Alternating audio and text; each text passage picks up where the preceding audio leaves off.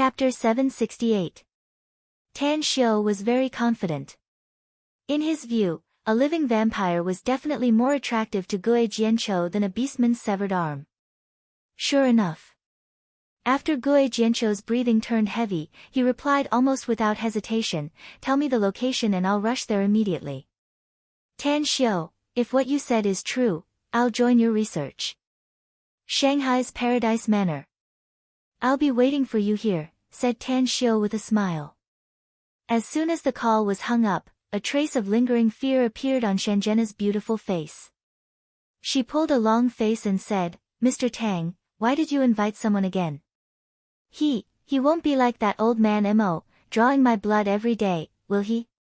"That's hard to say," said Tan Xiu with a smile. Upon hearing it, Shangjena immediately raised her tone and loudly said, "I refuse. I don't want to be the first vampire in history to have my blood drawn to death. Vampires suck the blood of others.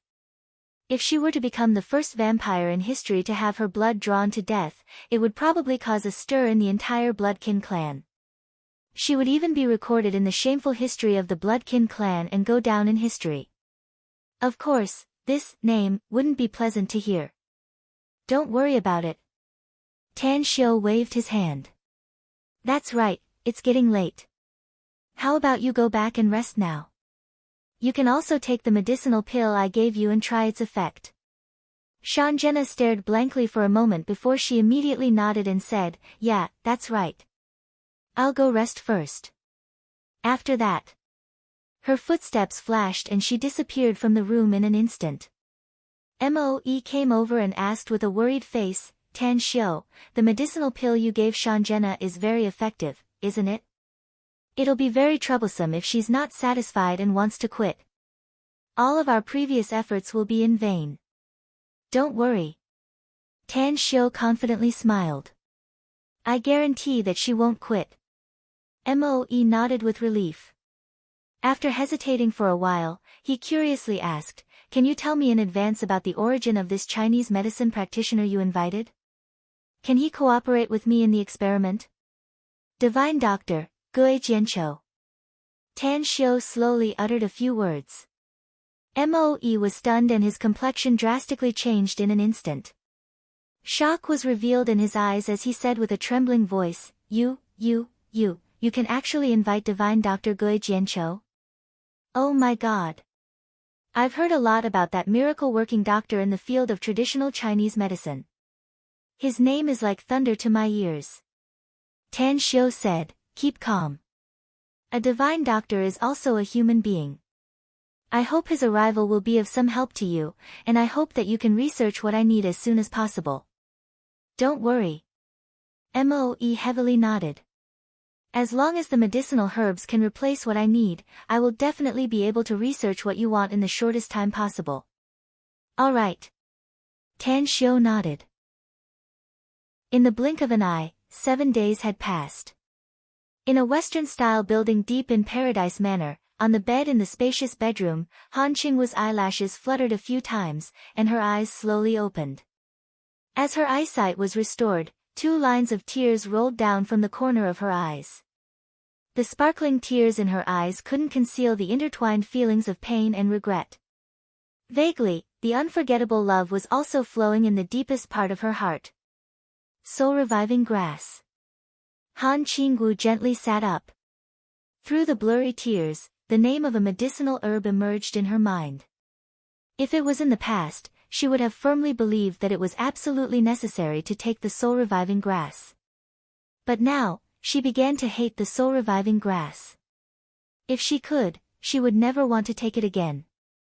The debt of the past life must be paid in this life. Her heart was in too much pain, and she was afraid that she wouldn't be able to hold on until the debt was paid off. Han Qingwu put on her clothes and quietly walked out of the room. Looking at the bright sunshine outside, she faintly sighed inwardly. She slowly walked to the woods outside and quietly sat cross-legged. The injuries inside her body were still there, but it wasn't a big problem for the current her. She had recovered the memories of her past life, and all kinds of mental state perception were no longer comparable to before. As long as she wanted to, her injuries could be healed in just a few days. However, she didn't choose to heal her injuries, because she didn't dare to recognize Tan Xiu. She didn't dare to let Tan Xiu know that she had recovered her memories. Therefore, she was still Han Qinggu, the teacher in charge of Tan Xiu, Han Qinggu. Ha! You're awake. Not knowing how long had passed, Ouyang Lulu appeared on the forest trail. Seeing Han Qinggu sitting cross-legged on a big blue stone, Ouyang Lulu looked surprised and quickly greeted her. Han Qinggu opened her eyes, as though she got to know Ouyang Lulu again. She carefully observed her for a while and then slowly said, "I'm sorry. I've brought trouble to you." Ouyang Lulu had always been fearless, and no one could give her pressure. But when Han Qinggu sized her up just now, she suddenly felt a chill run down her spine, and she felt uncomfortable all over. She felt that the awakened Han Qinggu was like a different person, especially her eyes, as though she could see through her. What's wrong with you?" Ouyang Lulu resisted the urge to turn around and run away as she braced herself and asked. Han Qinggu stared blankly for a moment before her expression slightly changed. When her left hand brushed the long hair in front of her forehead, her eyes that seemed to be able to see through everything gradually faded away, and the special temperament she exuded also changed. She seemed to have returned to the former Han Qinggu as she shook her head and said, "I'm fine, but I'm injured and feel very uncomfortable." "Lulu, were you the one who saved me after I fell into cultivation deviation?" Ouyang Lulu's heart lightened. She could sense that Han Qinggu's eyes that seemed to be able to see through everything had disappeared. She instantly felt that the feeling just now was an illusion. Looking at Han Qinggu suspiciously, Ouyang Lulu said, "I don't have such a great ability. It was Tan Xiu who came back from Jingmen Island thousands of miles away. I don't know what method he used to save you." "That's right, you've been sleeping for 7 or 8 days. Are you hungry now? Do you want me to order someone to cook a meal for you?" Han Qinggu touched her belly and nodded, "Then I'll have to trouble you. I really feel hungry." Ouyang Lulu snappily rolled her eyes at her and said, "It'd be strange if you don't feel hungry. Which normal person can persist without eating and drinking for 7 or 8 days? Alright, you're still injured, so go back to your room and rest. I'll order someone to send the meal." "Thank you," Han Qinggu said gratefully. A few minutes later. After receiving Ouyang Lulu's call, Tan Xiu hurried to the woods. When he saw Han Qinggu sitting cross-legged on the big blue stone, his brows deeply furrowed. He strode toward her and scrutinized her face a few times before saying, "You're awake." "Yeah, thank you. I heard it from Lulu." Han Qinggu chuckled. "No need to thank me." Tan Xiu waved his hand and said, "I just don't want you to die so early. Can you tell me what kind of situation caused your inner demon to breed and cause you to suffer from cultivation deviation? Also, after you woke up from your coma, did you remember anything else?" "What do you mean?" Han Qinggu asked with a puzzled expression. "You didn't remember anything?" Tan Xiu frowned. "Like those scenes that appeared in your mind?" "No." Han Qinggu shook her head. "I just feel that I'm injured inside, and the injury is quite serious. It's impossible for me to recover in a short time. Tan Xiu, is there something wrong with my cultivation? How come I can't control my true essence when I'm cultivating? Even opening up a meridian outside of the cultivation route?" Tan Xiu looked at her deeply and shook his head, "I don't know." "Alright, since you're awake, then there's nothing for me to do. You can do as you please. I still have something to do later." Han Qinggu quietly watched Tan Xiu's back as he left. The deep love in her heart was more intense than the bright sunshine. She originally thought that it would be impossible for her to meet Tan Xiu again in this lifetime. She didn't expect that she would be reborn and that Tan Xiu was still alive. "Don't worry. I'll only live for you in the future." Han Qinggu's lips squirmed a few times as she whispered in a voice that only she could hear. Tan Xiu had something to do and was about to leave the Paradise Club a few minutes ago. It was Ouyang Lulu who called him over. He didn't get the answer he wanted. Although he was a bit disappointed, he still put this worry to the back of his mind and prepared to face the next matter. The date to explore the 3-star vestige in the Strait of Malacca was getting closer and closer. The ability users sent by the country had also arrived in Shanghai one after another. After learning about it, Tan Xiu found out that the number of people representing China to participate in the exploration of the 3-star vestige was a total of 5. Aside from the captain leading the team, the other 3 had arrived. Old Street in the neighboring corner. In a relatively remote residential area in Shanghai's Jingning district, there was an old alley with a very high reputation. The reason why the paper slip alley was famous was because of a restaurant and a pot of old wine. As the saying goes, good wine needs no dark alley. The Feng restaurant had existed for decades. Although the owner had changed once, the times had changed, and the living standards had improved, it still existed. Moreover, it was still a good restaurant in the eyes of many people. Welcome. At the entrance of the restaurant, an enthusiastic young man greeted him. Tang Xiu nodded in response. After entering the Feng family's restaurant, he instantly released his spiritual sense and instantly found the person he was looking for in the corner of the window, a middle-aged man with a full beard and messy hair, who was not much better looking than a chicken coop, was tasting fine wine and eating meat and vegetable dishes. Zhu Long. Tan Xiu could vaguely feel that the middle-aged man was extraordinary, so he stepped forward and asked. Zhu Long looked up and casually glanced at Tan Xiu. Then, he indifferently said, "Drink first since you're already here. The others will arrive later. I've become the captain of our squad this time, so I hope you can strictly follow my orders in the future." No problem. Although Tan Xiu didn't know how the higher-ups arranged it, he just wanted some peace and quiet since Zhu Long wanted to lead the team. Moreover, he was ready to separate from the team if the 3-star vestige was not too dangerous. He would search for treasures on his own and carry out an in-depth exploration. Chapter 769. Zhu Long didn't know Tan Xiu's origin, nor did he know why Tan Xiu could get permission from his immediate superior to participate in the highly confidential exploration mission of the 3-star vestige. He quietly observed Tan Xiu while drinking the wine. What made him dissatisfied was that he couldn't see anything special about Tan Xiu. "Tan Xiu, may I ask you a question?" Tan Xiu said, "Feel free to ask me anything. I won't hide anything as long as it's convenient for me to answer. We're going to form a team and I'm the captain, so I must know each member's superpower so that I can control the overall situation when we explore the vestige," said Zhu Long. "Do you need to tell me what kind of superpower you have?" Tan Xiu pondered for a moment and said, "My strength is stronger and my speed is faster. In short, it's very complicated. In fact, there's something I need to clarify with you. I'll listen to your command before entering the 3-star vestige, but I'll leave the team after entering and won't be a burden to you." "Nonsense." Zhu Long slapped the table and angrily shouted, "The dangers inside the 3-star vestige are definitely beyond your imagination. Don't try to be a hero since you want to join my team. Either you follow the team or you give up now." Tan Xiu slightly furrowed his brows and pondered for a moment. Then, he took out his mobile and dialed a number.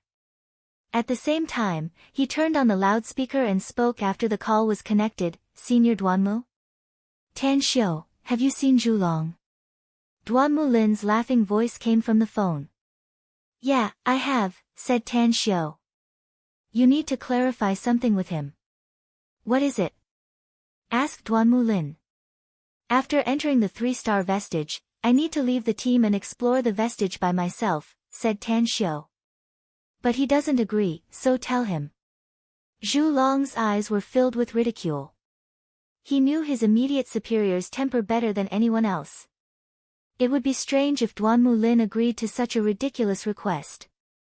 Duanmu Lin might immediately revoke Tan Xiu's qualification to enter the vestige with the team. "Give Zhu Long the phone." Duanmu Lin's voice sounded. Tan Xiu put the phone on the table, pushed it forward and said, "Senior Duanmu wants to talk to you." "Tell him." Zhu Long sneered and said, "Boss Duanmu, if you want to disqualify Tan Xiu, then let Xiao Bing join. She has been preparing for this ruin exploration mission for a long time. Duan Mulin's voice rang out, who said I wanted to disqualify Tan Xiu? Zhu Long, since he wants to leave the team after entering the ruins, just agree. What? Zhu Long's voice suddenly rose several octaves, his eyes bursting with disbelief. He wondered if he was hallucinating. How could his immediate superior give such an answer? Was he crazy? Didn't you hear it clearly? Asked Duan Mulin solemnly. Do you need me to repeat it to you? Zhu Long gulped down a mouthful of saliva and looked up deeply at Tan Xiu. Only then did he say with a wry smile, all right. I won't stop you since it's your decision. However, once he leaves the team, it has nothing to do with us if he encounters any danger in the 3-star vestige. All right. Duan Mulin replied and directly hung up the call. Zhu Long took a deep breath and pushed the phone back to Tan Xiu, saying in a deep voice, I don't know why my immediate superior agreed to such an absurd request of yours, but I'll say the ugly words first. If you encounter any danger in the vestige, it has nothing to do with us. Whether you can come out alive or not depends on your own luck. I'm well aware of that. Tan Xiu put away the phone and replied indifferently. Zhu Long looked at Tan Xiu's indifferent expression and disgust rose inside. In his view, Tan Xiu was arrogant and reckless. He was very annoyed because Tan Xiu occupied a spot. The original 5-man team would be reduced to 4 people after entering the vestige. In case they encountered explorers from other countries in the vestige, they would have less strength to fight. Shit stirrer. Zhu Long suppressed his emotions and finally gave Tan Xiu such an evaluation. Tan Xiu got up and lightly asked, what's the specific time to go to the 3-star vestige? 3 days later. Zhu Long didn't want to look at Tan Xiu again and lowered his head to drink his wine. Let's meet again 3 days later, then. You have my contact number, so just send me the rendezvous point before you set off. With that said, Tan Xiu turned and walked outside. He could clearly see Zhu Long's contempt and anger toward him, so he didn't want to stay here and be snubbed. Bastard! Zhu Long looked at Tan Xiu's back disappearing outside the door and slammed his fist on the table. He couldn't figure out what was wrong with Duan Mulin. Why did he put this shit-stirring stick into their team? Half an hour later. A young man with dyed red hair and strange attire stepped into the shop while carrying a birdcage. When he looked around and saw Zhu Long drinking by the window with a gloomy face, a smile immediately appeared on his face. After sitting opposite him, he whistled and smilingly said, Boss Zhu Long, aren't big shots like you usually the last to appear? Why did you come so early? Zhu Long raised his eyelids and coldly snorted. To see a reckless and arrogant bastard. The red-haired youth's expression shifted and he asked, as far as I know, there's another person who was stuffed into the 3-star vestige exploration mission besides you, me, Aquababe, and Electrolady. Could it be that the reckless and arrogant bastard you mentioned is the other team member? That's him. Zhu Long nodded. The red-haired youth's interest was piqued and he sighed. You've always had a good temper, Boss Zhu Long, but that brat actually made you so angry. That piqued my interest. Tell me, what's that brat's origin? What abilities does he have? Who knows which rock that brat jumped out from? Zhu Long angrily retorted. His ability, it's just that he's a bit stronger and faster. What kind of bullshit superpower is that? The red-haired youth looked disappointed and shook his head. That's really boring. Which one of us isn't very strong and fast? Did old man Duanmu's brain go haywire? Why did he stuff such a guy into the team? Doesn't he know that exploring the 3-star vestige is like stepping on a steel wire rope? A slight carelessness and you'll be smashed to pieces without even leaving a corpse behind? Boss Duanmu said that he agreed to let that brat go with us into the 3-star vestige, but he'll separate himself from our team and move freely. What? The red-haired youth abruptly got up and exclaimed in disbelief. Zhu Long shook his head and gulped down the wine in the bowl.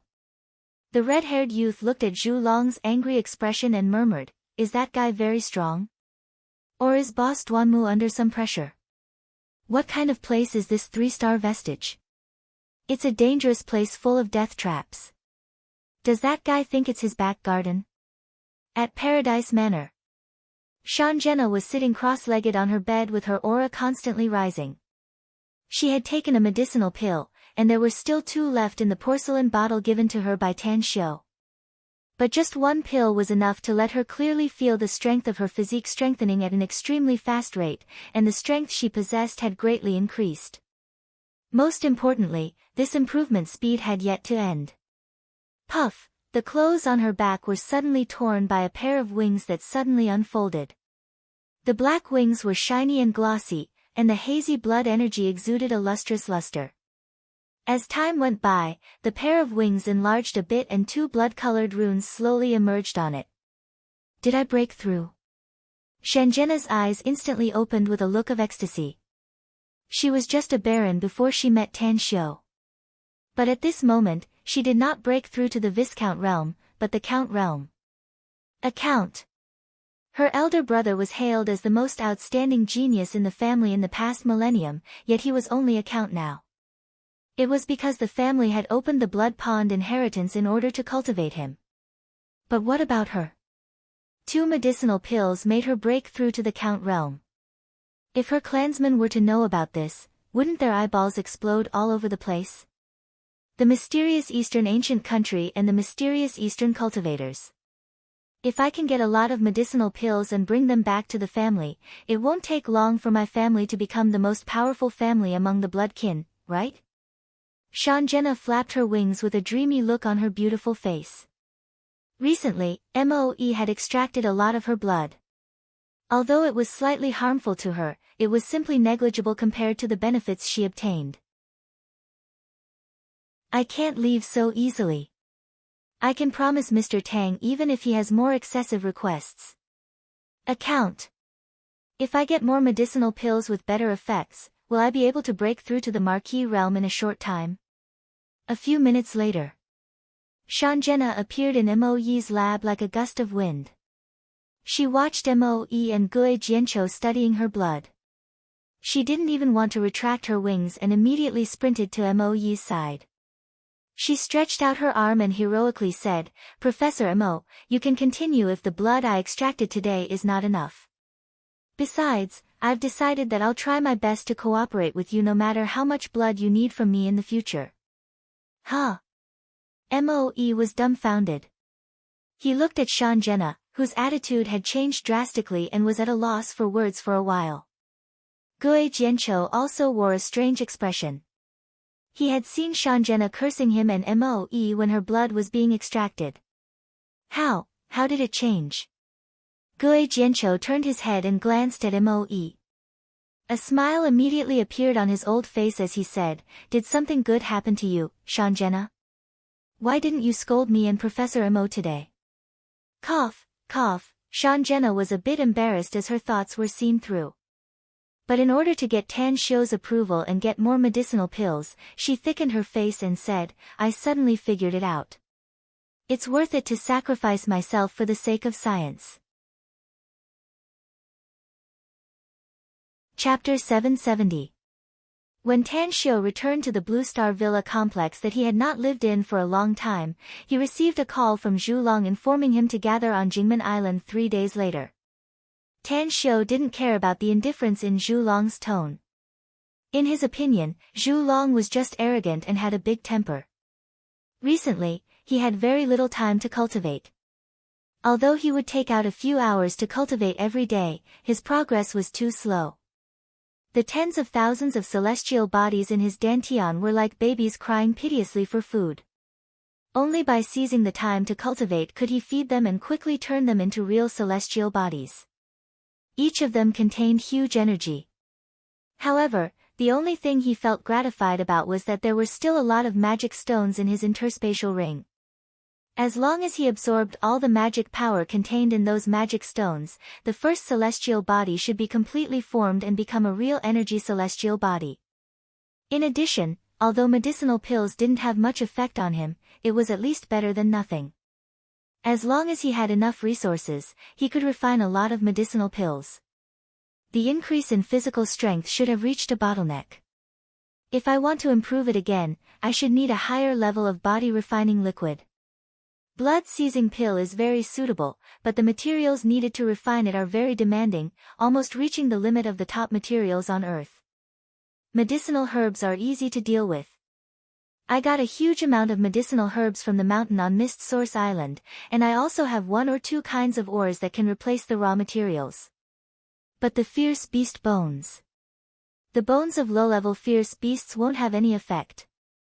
Unless I have a lot of mid-level fierce beast bones and extract the essence from them, there is no way to refine blood-seizing pill. But there are indeed high-level fierce beasts on Earth, such as the terrifying fierce beast on the island in the Evil Dragon Sea area, or the living fire Qilin in the sky crater in the mountains near Tsangbei Green Mountain. With my current strength, wanting to kill fierce beasts of this level is simply a pipe dream. Ji Qimei and Gu Yan could do it, but if they were to go all out, they would definitely trigger the suppression from the heavenly Tao of this world. It was very likely that they would be severely injured or even expelled from this space. Therefore, it's not appropriate to count on them. Tan Xiu sat quietly by the window, looking at the new green scene outside, countless thoughts churning in his mind.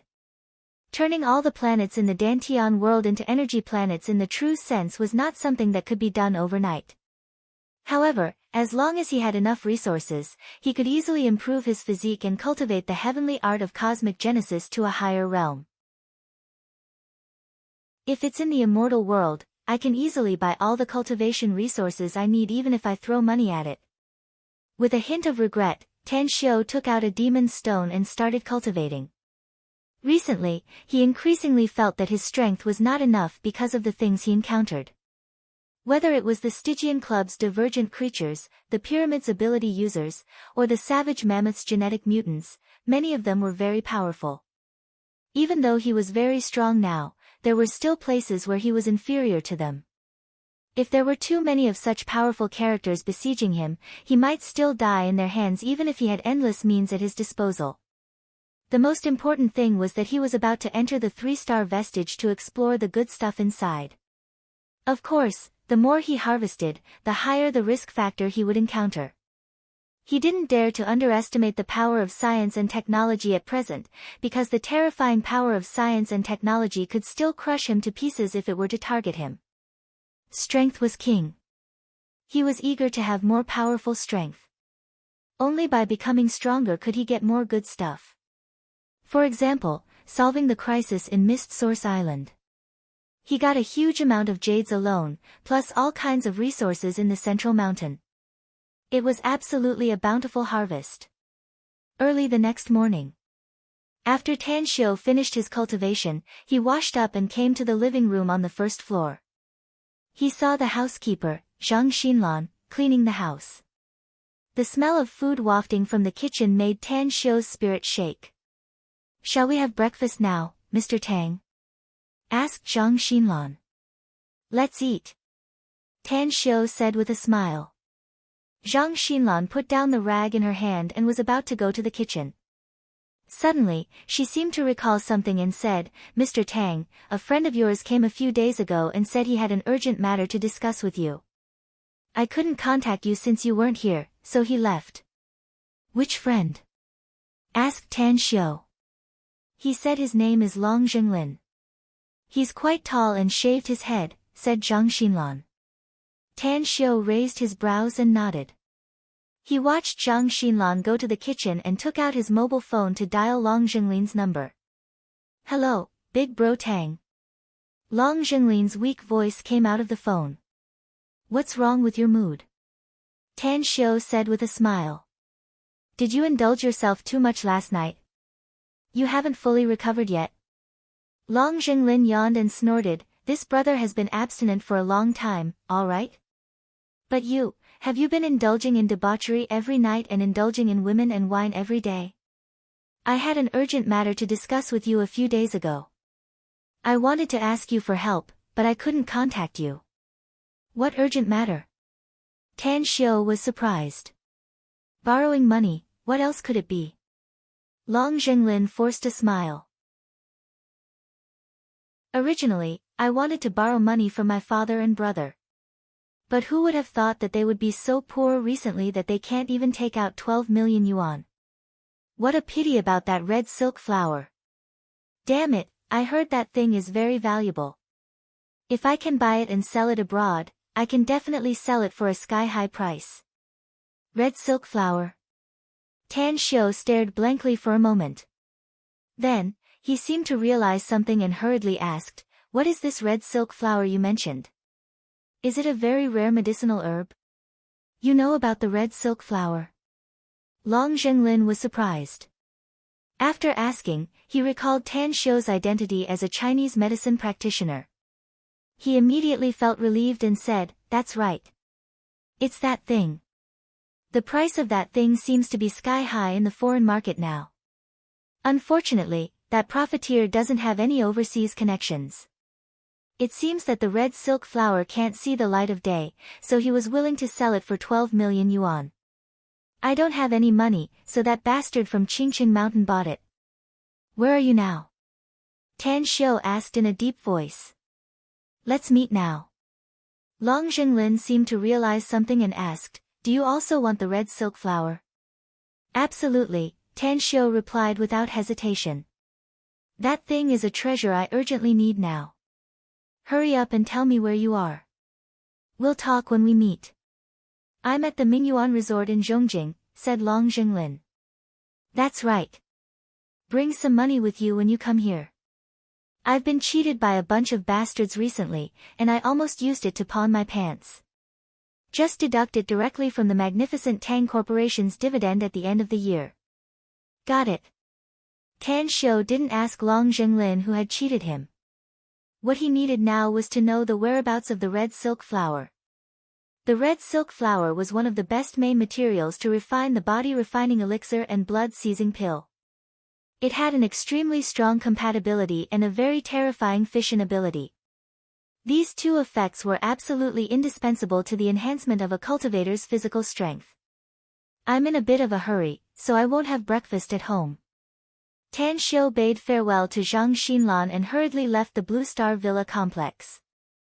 This time, he didn't let Jin Shi and the others follow him and only took Mo Ao to Tianjin City. Shanghai was very close to Tianjin City, and it only took 2 hours to get there by car. 9:30 a.m. Tan Xiu and Mo Ao rushed to the Mingyuan Resort in Tianjin City. However, what made Tan Xiu speechless was that the Mingyuan Resort was a high-class resort that never accepted non-members. Therefore, Tan Xiu could only call Long Zhenglin and ask him to come out and pick him up. "Ha ha ha, I didn't expect that big bro Tang would also have a day where you can be beaten. This Mingyuan Resort is run by a buddy of mine. Unless you have a referral, you can only spend a considerable amount of money to apply for a membership card here. Let's go. I've already ordered some people to prepare some food and wine. We're just waiting for you to come and eat together." Long Zhenglin stroked his big bald head with a particularly bright smile. Tan Xiu didn't have the leisure to eat and drink and directly asked, "You said that the red silk flower was finally bought by that person from Qingqing Mountain. Who is that person?" Long Zhenglin rolled his eyes and snappily said, "Haste makes waste, don't you know?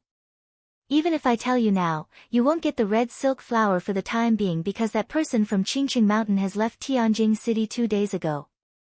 Upon hearing this, Tan Xiu had no choice but to suppress the desire in his heart and followed Long Zhenglin into the Mingyuan Resort. The environment here was very good. Although it was only early summer, it was still full of beautiful flowers and contending with each other. The layout was also made use of the Tao of Feng Shui, making this place a good place for self-cultivation and recreation. Big Bro Tang, the owner of this place, is called Ren Qi, a well-known figure in Tianjin City. His family can be ranked in the top 5 in Tianjin City. When I first came to Tianjin City, I had a fight with him. It turned out that we didn't get to know each other and eventually became good friends, said Long Zhenglin with a smile. "I have no interest in that Ren Qi," said Tan Xiu. Long Zhenglin rolled his eyes and went straight to the Mingyuan Resort's coffee shop with Tan Xiu. Although it was only in the morning, the coffee shop had already opened and several guests were drinking coffee and chatting inside. After randomly choosing a seat and sitting down, Long Zhenglin then said, "I know you're impatient, so I'll tell you about the situation first. The guy who bought the red silk flower is called Wang Tao. I heard that he's a famous playboy in the Qingqing mountain area. I'm not particularly clear about his specific origin, but every time he appears, he's always accompanied by a group of bodyguards. This is enough to prove that he has a great background and should have some relationship with the Wang family of Qingqing Mountain." Qingqing Mountain? The Wang family? Tan Xiu frowned and asked, "He knows an acquaintance of Qingqing Mountain, Wang Rui." "Never heard of him." Long Zhenglin shook his head. Chapter 771. Tan Xiu regretted that he didn't leave Wang Rui's contact information. Otherwise, he could ask Wang Rui. He believed that there would be results soon. However, even if he didn't have Wang Rui's contact information, it didn't mean that he couldn't do anything. He made several calls in a row and finally got Wang Rui's cell phone number. "Sorry, the number you have dialed is currently unavailable." The voice from the phone made Tan Xiu feel even more helpless. After angrily putting away his mobile, he looked at Long Zhenglin and said, "Are you busy with something in the near future? If not, can you help me go to Mount Qingqing?" With a strange expression, Long Zhenglin asked, "Is that red silk flower really that important to you?" Tan Xiu said without hesitation, "It's very important. If I can buy it, I'm willing to pay an astronomical price." Long Zhenglin took a deep breath and said, "Big bro Tang, who told us to be good brothers? Since you need it, I won't refuse. Give me some money, tomorrow, no, today, after lunch, I'll rush to Mount Qingqing. I'll find Wang Tao and buy the red silk flower from him." Tan Xiu took out a bank card and handed it to Long Zhenglin, saying, "There's some money in here. Take it first." It would be best if he could buy the red silk flower, but if he couldn't, he had to find out if the red silk flower was still around. "I need to go to Jingmen Island tomorrow to handle some important matters. I'll come back as soon as I'm done there." Long Zhenglin did not ask how much money was in the bank card. Instead, he directly called Ren Qi and asked him to come over. Then, he put away his mobile and said, "Big bro Tang, what have you been busy with recently? I went to your school to ask around. Ever since the new year, you haven't been to Shanghai University for classes much."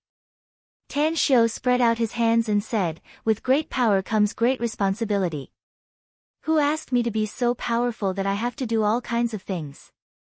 On the other hand, you seem to have been scammed by someone. What happened?" Long Zhenglin instantly became discouraged and said, "Don't mention it. After I came to Tianjin City last year, I set up an investment company. Originally, I just wanted to have a little fun. Who would have thought that the professional manager I hired would be so capable? In less than half a year, he helped me earn tens of millions. Therefore, I used the dividends I got from the magnificent Tang Corporation during the new year, a total of several hundred million yuan. And the result? That bastard actually colluded with outsiders to set up a trap for me and took away all my money. If it weren't for Ren Qi, my pocket would be cleaner than my face." Tan Xiu asked, "You really can't find him?" Long Zhenglin forced a smile and said, "The world is so big, and they also got such a large sum of money, so they must have already gone far away. How can we find them in such a vast sea of people? Forget it. It's just a few hundred million yuan. If it's gone, then it's gone. At worst, I'll just tighten my belt for the new year. At the end of the year, when the magnificent Tang Corporation pays dividends again, I'll become a billionaire again." Tan Xiu laughed and said, "You are really ambitious." Long Zhenglin said, "Can't one's heart be weak? I can't cry, throw a tantrum, and threaten to hang myself. I can't commit suicide just because I was cheated once, right?" They were chatting casually. A lean youth hurriedly came in from the outside. After seeing Long Zhenglin, he smilingly said, Long Jinglin, why did you call me in such a hurry? Is something the matter?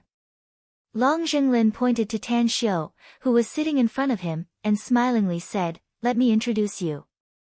This is my eldest brother, Tan Xiu. Eldest brother Tang, he's Ren Qi. Tan Xiu got up and shook hands with Ren Qi, saying, nice to meet you. Ren Qi said with a smile, since you're Long Jinglin's friend, then you're also my friend. Brother Tang looks a bit familiar, may I ask where you work? I'm still a student, a freshman this year, said Tan Xiu. Ren Qi casually nodded. Then, he looked at Long Jinglin and asked, you called me in such a hurry, don't tell me you just want to introduce Brother Tang to me? I still have a mess over there that I need to solve as soon as possible. How about you help me get rid of that surnamed Ma brat? Ma Weibo. Long Jinglin was surprised. Ren Qi nodded and said, apart from that bastard, who else dares to make trouble here? I don't know what kind of medicine he took last night, but he insisted on making things difficult for a waitress here. If I hadn't forcefully stopped him, I'm afraid that waitress would have been killed by him. Long Jinglin shook his head and said, that fella is a lunatic. I can only beat him up at most, there's nothing else I can do. Since you're in your turf, you'll have to worry about it yourself. Anyways, I called you here to give you the money I owe you. Give me your account number, I'll transfer it to you now. You got the money? Ren Qi was surprised. Pointing to Tan Xiu, Long Jinglin grinned and said, you can eat and drink as long as you follow my eldest brother. How can you be short of money? Ren Qi nodded thoughtfully and said, let's not be so troublesome. If you really have the money, just directly charge it to your membership card and swipe it at any cashier in the resort. Brother Tang, I really have something to deal with, so I can't accompany you. I'll treat you to a drink at noon. Tan Xiu waved and said, since you have something to do, then go do it. I have something to discuss with Long Jinglin, so I'll return to Shanghai after that. Alright. Anyway, you can come to my place to play later. After saying that, Ren Qi left in a hurry. Tan Xiu looked at Long Jinglin and asked, who's that guy surnamed Ma? Why does he sound like a troublemaker? Long Jinglin forced a smile and said, he's more than a troublemaker. That bastard is definitely a lunatic, and his thinking is completely different from normal people. I had 2 conflicts with him before, and I beat him up both times. But the result? That bastard actually kept looking for experts to fight with me. Motherfucker, I won the first 2 times, but the 3rd time, I was beaten up miserably. Out of desperation, I also asked for external help, and we fought more than a dozen times before it was finally settled under Ren Qi's mediation. The Ma family is the biggest family in Tianjin City. Whether it's in the business world or the political world, they have their clansmen. Moreover, their status is very unusual. Whether it's legal business or some shady business, the Ma family has dabbled in it. As for their connections, even in the imperial capital, the Ma family has a very good relationship with other families. Even compared with your Tang family, the families in the imperial capital are not much weaker than the Tang family. That brat surnamed Ma is the 4th son of the current Ma family's patriarch. He's called Old Ma. Tan Xiu had heard of the Ma family. After all, Tianjin City was very close to Shanghai, and the Ma family's name was even more resounding. Even the Ji family in Changshi City was a bit inferior to the Ma family.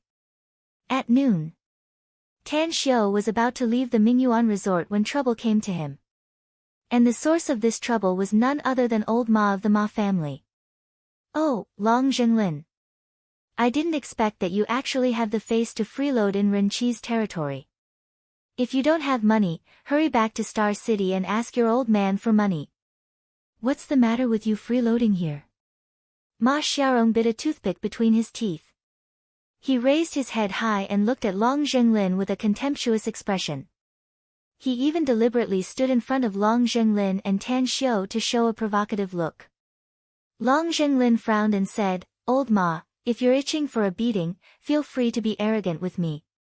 I won't bicker with you today since my brother is here. If you don't know what's good for you, I can guarantee that you'll have a miserable end tomorrow. Ma Xiaorong covered his chest with both hands and deliberately showed a frightened expression. He then screamed loudly, "Oh, I'm so scared. Baldy Zhenglin is actually angry. He really came from the west side of Sun City. But Long Zhenglin, this young master didn't want to bicker with you before because this young master thought that it's boring to abuse you too many times. You." Long Zhenglin flew into a rage and rolled up his sleeves to beat him. Tan Xiu stopped Long Zhenglin and looked at Ma Xiaorong, saying, "You look like a decent person, but why do you like to stir up trouble? Is this how the Ma family's head educates his own son?" Ma Xiaorong rolled his eyes and disdainfully said, "Where the hell did you come from, you idiot? What does it have to do with you that I'm talking to Long Zhenglin? What's wrong with stirring up trouble? This young master can't afford to provoke you. You can do it if you have the ability." Slap! Tan Xiu slapped Ma Xiaorong's face and then directly kicked his chest, sending him flying 6 or 7 meters away. "Your mouth is dirty, so I'll help you wipe it. But if you dare to show off again, I'll make you never speak another word in your life." After being kicked in the chest, Ma Xiaorong was unable to breathe for a long time. It wasn't until his face turned ashen that he felt a little better. "Bro, you're more awesome than this Long Zhenglin. You gave me a good beating, very good. But I've taught Long Zhenglin a lesson before, so I can't show my true ability if I play the same trick again. How about this, I'll treat you to lunch, and we can talk about how to do it again while we eat." Lunatic. Tan Xiu felt a slight headache after hearing his heartfelt words. He wasn't afraid of a real lunatic, but he was afraid of those who played the fool. What he was afraid of were those with a one-track mind and extreme character. A trace of anger finally appeared on Ma Xiaorong's face as he seriously said, "I'm talking to you. Are you deaf or something? Let's have a game. No matter who wins or loses, we'll let the matter of you hitting me go." "You?" Tan Xiu shook his head and said, "You? You're not worthy. If you're not an annoying fly, then scram as far as you can." Ma Xiaorong clapped his hands and felt more satisfied. Despite the pain in his chest and the burning sensation on his face, he seemed to have found a fun game. He intended to stare at Tan Xiu shamelessly and even followed Tan Xiu. "Are you going to scram or not? I'll hit you now if you don't." Tan Xiu raised his palm and made a gesture to hit him. Ma Xiaorong quickly took out his cell phone and turned around to hand it to a bodyguard behind him. He then directly sat on the floor and said, "Come on, hit me. The more pain, the better." Chapter 772. Tan Xiu had never cared about his demeanor, nor was he afraid of the Ma family's influence in Tianjing City. He looked at the ruffian Ma Xiaorong as his fists rained down on his face. He screamed. But there was no sound, because every time Ma Xiaorong was about to scream, Tan Xiu's fists would hit his mouth. Finally, after Tan Xiu's last blow broke his nose, Tan Xiu kicked Ma Xiaorong again under the dumbfounded expressions of the surrounding people. What was a brutal beating. Although Tan Xiu didn't use much of his strength, he still beat Ma Xiaorong to the point that he wanted to die. He curled up on the ground like a shrimp and kept twitching. "Stop!" Finally, one of Ma Xiaorong's bodyguards reacted. He angrily shouted and immediately attacked Tan Xiu. Unfortunately, he was sent flying by Tan Xiu's punch before he could get close to Tan Xiu. Like a tiger entering a flock of sheep, he rushed to the front of the other bodyguards. After a series of fierce attacks, all of Ma Xiaorong's bodyguards were knocked down, screaming and twitching on the ground. Tan Xiu clapped his hands and heaved a sigh of relief. With a satisfied smile, he said, "Did you see that, Long Zhenglin? You have to beat this unreasonable and reckless brat ruthlessly. If you can't accept it once, then beat him twice. If he still can't accept it after 2 times, then beat him 20 times, or even 200 times. Going to the gym to exercise these days also costs money, so this kind of human target is better than going to the gym to exercise." Long Zhenglin's mouth fiercely twitched twice as he looked up at the sky. He wasn't a freak like Tan Xiu. Not to mention that he didn't have Tan Xiu's combat power. Even if he did, he still needed to weigh the strength of Tianjing's Ma family. Obviously, Ma Xiaorong wasn't someone he could bully. A few minutes later, Tan Xiu and Long Zhenglin swaggered out of the Mingyuan resort. When the resort's owner, Ren Qi, arrived in a hurry and saw the wailing people on the ground, he immediately felt a headache. He helplessly patted his forehead and then walked to Ma Xiaorong's side, gently kicked him, and asked, "You're not dead, right? If you can stand up, then hurry up and get up. Otherwise, I'll have to call 120. Ma Xiaorong crawled up from the ground. Even though he was still sore all over, he still wiped his nosebleed and tears and shouted incoherently, "Hey, Ren, if you dare to call 120, I'll fight you to the death." "Motherfucker, where did that bastard who hit me come from?" Ren Qi rolled his eyes and ignored him. He turned around and asked the people nearby to figure out the ins and outs of the matter. Then, he looked at Ma Xiaorong with a headache and unhappily said, "Hey, can't you surnamed Ma know your place? A few days ago, your Ma family's third brother got drunk at my place and caused a ruckus, and you actually created such a mess for me. Do you want me to hang a sign at the gate that says surnamed Ma is not allowed to enter? My third brother is my third brother, and I, Ma Weibo, am Ma Weibo." Ma Xiaorong angrily said, "Motherfucker, this young master has suffered a loss today, but this matter is not over yet. That bastard Long Zhenglin has eaten a bear's heart and a leopard's gall. He even brought a dog to bite me. I'm gonna chop him into pieces. I don't care if you're called Ma Weibo, Ma Xiaorong, or fourth brother Ma," Ren Qi angrily said. "Please don't give me any more trouble. You know Long Zhenglin's origin.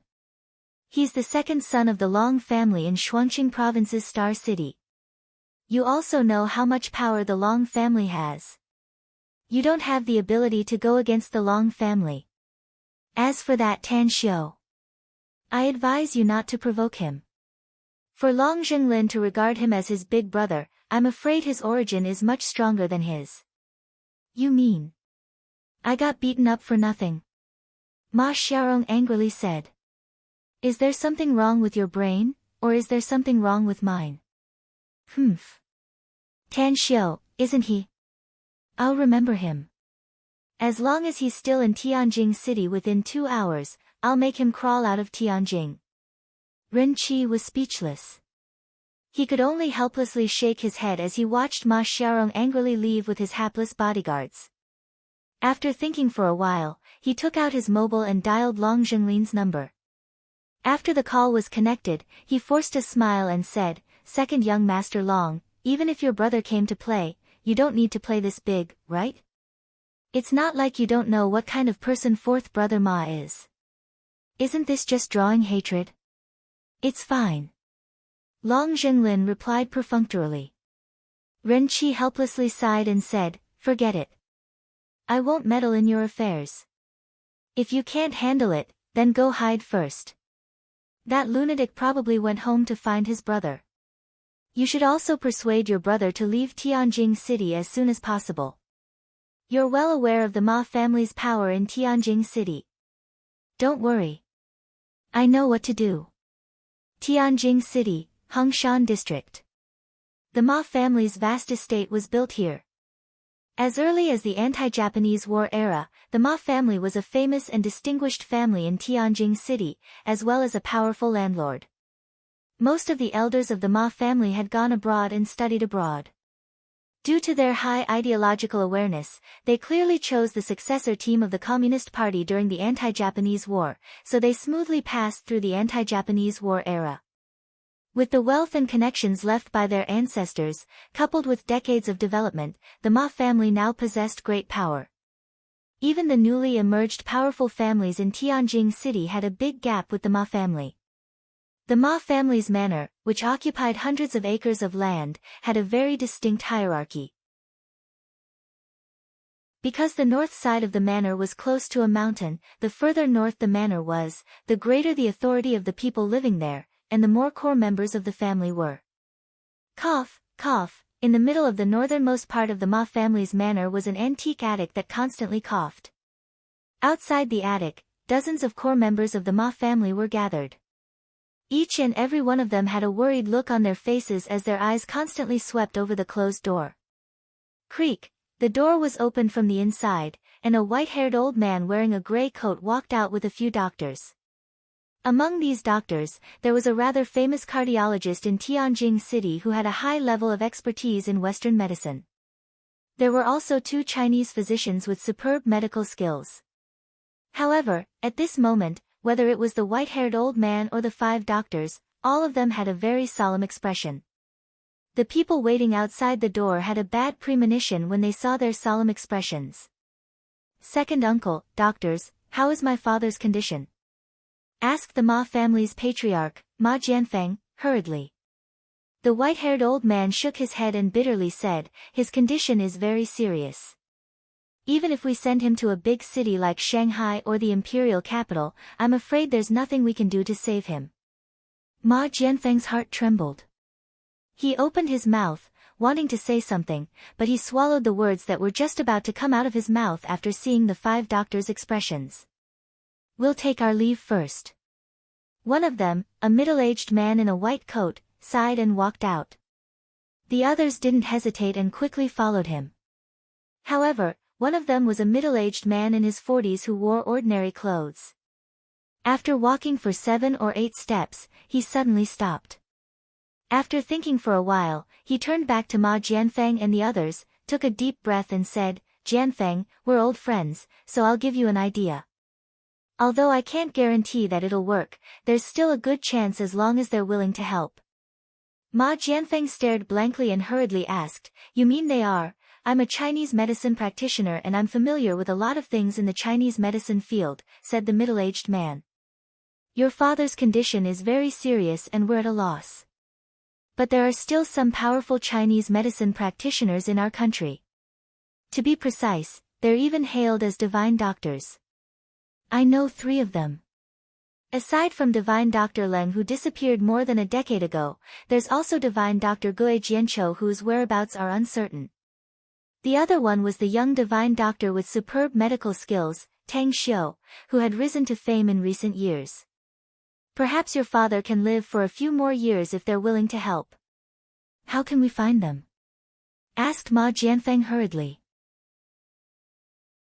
"I really don't know the whereabouts of divine Dr. Gui Jianqiu," said the middle-aged man. "But I know something about the young divine Dr. Tan Xiu. He's a doctor at the Star City Chinese Medical Hospital, but he's hardly on duty there now. Rumor has it that the young divine Dr. Tan Xiu is studying at Demon City University, but I can't guarantee whether it's true or not. Your Ma family has a wide network, so you just need to check it out." "I'll send someone to check it out right away," said Ma Jianfeng without hesitation. "I'm willing to pay any price for my father." The white-haired old man also heavily nodded and said, "That's right. Even if my Ma family has to spend hundreds of millions of our family's wealth, we must do it as long as we can cure Big Brother." At this time, an off-road vehicle roared as the emergency brake sound was heard and the door was forcefully pushed open. Ma Xiaorong, who had a bloody nose and swollen face, jumped out of the driver's seat and shouted, "I heard there's a doctor in our house. Where is he? Hurry up and treat my injuries."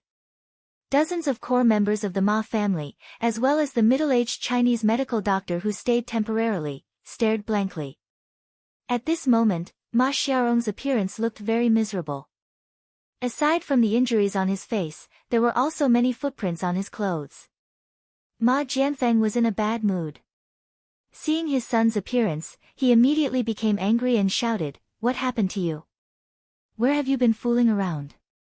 Ma Xiaorong was not afraid of anything, but he was afraid of his father.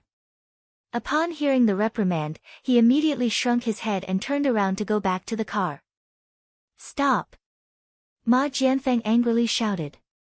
Ma Xiaorong stopped with a bit of fear and said with a bit of fear, "Dad, I'm already injured. You won't beat me, will you?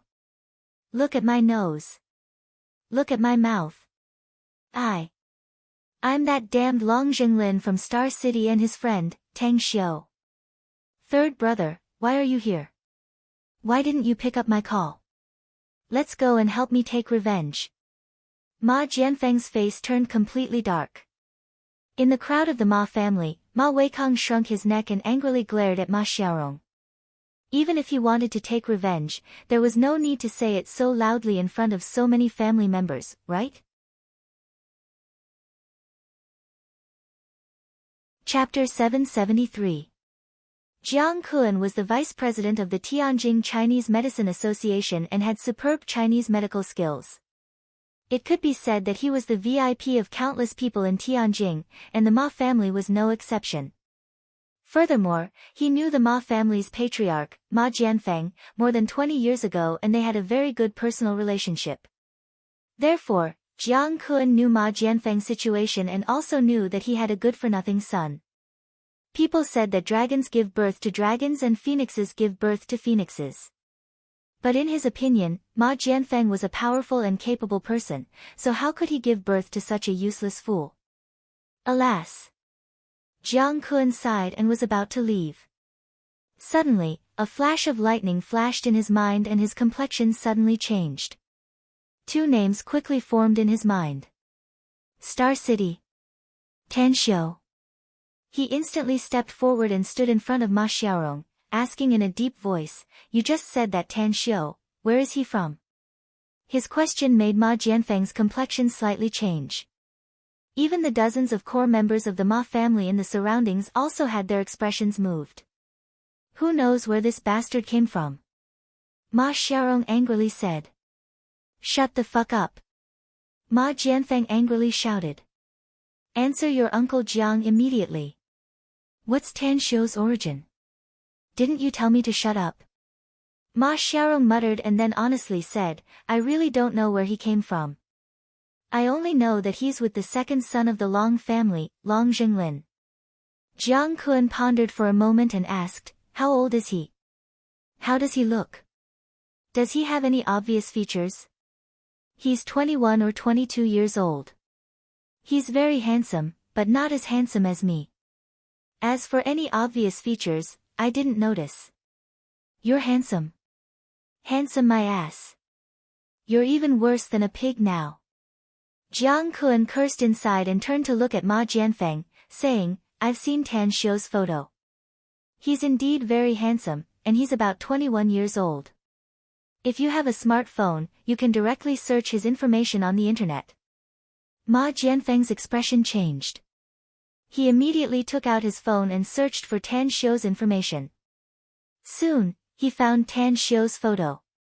He handed the phone to Ma Xiaorong and shouted in a deep voice, take a look at this photo. Is this the person in the photo? Ma Xiaorong glanced around and immediately shouted, that's right. It's this bastard. He beat me up like this. Pa! Ma Jianfeng raised his hand and slapped Ma Xiaorong's face, causing him to fall on his butt. Under everyone's watchful eyes, he even kicked Ma Xiaorong several times and angrily shouted, you bastard. How did I give birth to such a bastard son like you? Do you know who he is? He is the young miracle-working doctor, Tanxiu. Your grandfather is still waiting for him to save his life. You actually had a conflict with him. I'll beat you to death.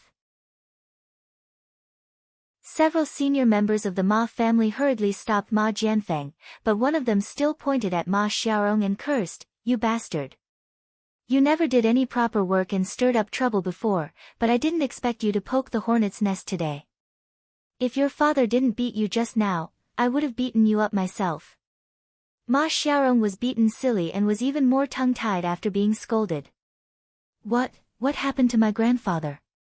Ma Xiaorong slumped on the ground and asked while covering his swollen cheek. His question nearly made the Ma family's core members' noses crooked. Some of them even wanted to beat this brat to death. All the core members of the Ma family had received the notice that the old man was seriously ill. But the result? They called Ma Xiaorong several times and sent several text messages, yet they couldn't contact him. But now, he even had the face to ask what happened to the old man. Ma Jianfeng was stopped by several of his family members, but his anger was getting more intense.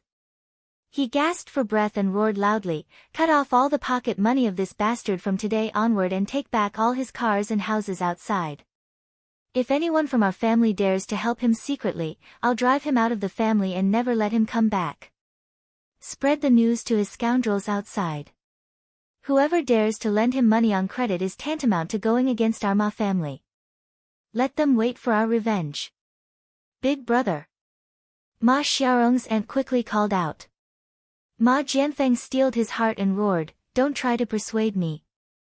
Whoever dares to do so will also get the fuck out of the Ma family. This bastard has been stirring up trouble all day long. If we don't teach him a lesson, he'll bring trouble to our family in the future." For a moment, everyone fell into silence. Ma Jianfeng had absolute prestige in the Ma family, so no one dared to provoke him at this time. Ma Jianfeng took a deep breath, turned his head and said, "Immediately investigate Tan Xiu's whereabouts. Since he happens to be in Tianjing City, you must find him in the shortest time possible. Remember, don't disturb him after you find him. I'll see him in person and apologize to him." Immediately, several core members of the Ma family strode away. After leaving the Mingyuan resort, Tan Xiu and Long Zhenglin hurried to the residential area where Long Zhenglin lived. Tan Xiu was eager for Long Zhenglin to rush to Qingqing Mountain and find the whereabouts of the red silk flower. "I'll return to Shanghai first and rush to Jingmen Island early tomorrow morning. As for the red silk flower, I'll leave it to you. You must get it no matter what the cost. But don't worry if the other party really doesn't want to sell it. Calm him down first and wait for me to come back. I'll contact you immediately and we'll figure out a solution then." "I understand." Long Zhenglin nodded. Tan Xiu patted Long Zhenglin's shoulder and said, "Leave Tianjing City as soon as possible. That brat old fourth Ma is not a good person, so don't provoke him for the time being. I'll deal with him when I come back." Long Zhenglin grinned and said, "I naturally believe in your ability, Big Bro Tang." Long Zhenglin grinned and said, "All right, you don't need to explain anymore. Hurry back to Shanghai, I'll pack my things and then rush to Qingqing Mountain." "All right." Tan Xiu replied and turned back to sit in the car. Half an hour later, just as he drove on the highway, he glanced at the rearview mirror and said, "Boss, 2 cars have been following us for several minutes." Tan Xiu looked back and indifferently said, "Don't pay attention to them. If they are from the Ma family, we won't be polite if they dare to attack us on our way back." "All right." Mo nodded. However, it didn't take long before the 2 black SUVs behind suddenly sped up and overtook Mo's car. One on the left and the other on the right blocked the front while slowly decelerating.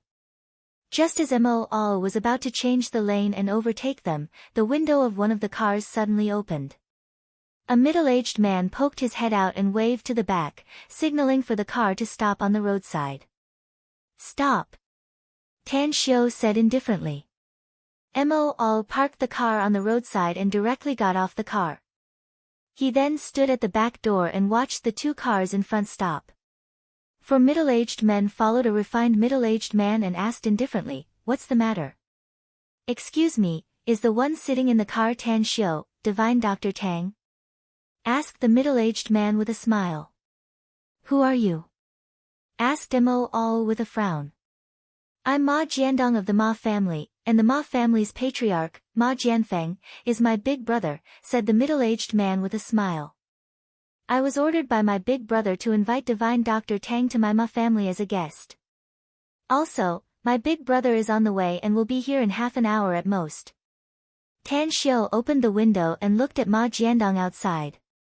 Then, he lightly said, "The Ma family invited me as a guest. Do you want to play the Hongmen banquet?" Ma Jiandong understood the meaning of Tan Xiu's words and forced a wry smile. "You misunderstood, Divine Dr. Tang. My Ma family has absolutely no intention to play the Hongmen banquet. The reason why we invited you is that my big brother wants to apologize to you in person. I hope that you, a great man of great stature, won't stoop to the same level as my good-for-nothing nephew." A glint flashed in Tan Xiu's eyes. If it's not a Hongmen banquet, why would they want to apologize to me with such great fanfare? Could it be that the Ma family has something to ask of me? Also, This man addressed me as Divine Dr. Tang. Could it be that someone in the Ma family is sick and wants me to treat him? I'm sorry. I don't want to have anything to do with the Ma family, said Tan Xiu with an indifferent smile. Don't waste my time if you just want to apologize. Ma Jiandong quickly said, Divine Dr. Tang, actually, we have something to ask of you. Just spit it out. Tan Xiu said. I'm in a hurry to return to Magic City. Ma Jiandong hesitated for a moment and bitterly said, My father is seriously ill and I want to ask you to treat him, Divine Dr. Tang. The vice president of the Tianjin Chinese Medicine Association, Jiang Kuan, is a good friend of my big brother. He recommended you, thinking that your medical skills are superb and can save my father. I don't have time. Tan Xiu straightforwardly refused. Divine Dr. Tang, our Ma family is begging you. Please save my father for the sake of our filial piety. Begged Ma Jiandong. My big brother said that our Ma family is willing to pay any price. As long as, you can cure my father's illness. You won't let me go if I don't agree, will you? Tan Xiu sneered.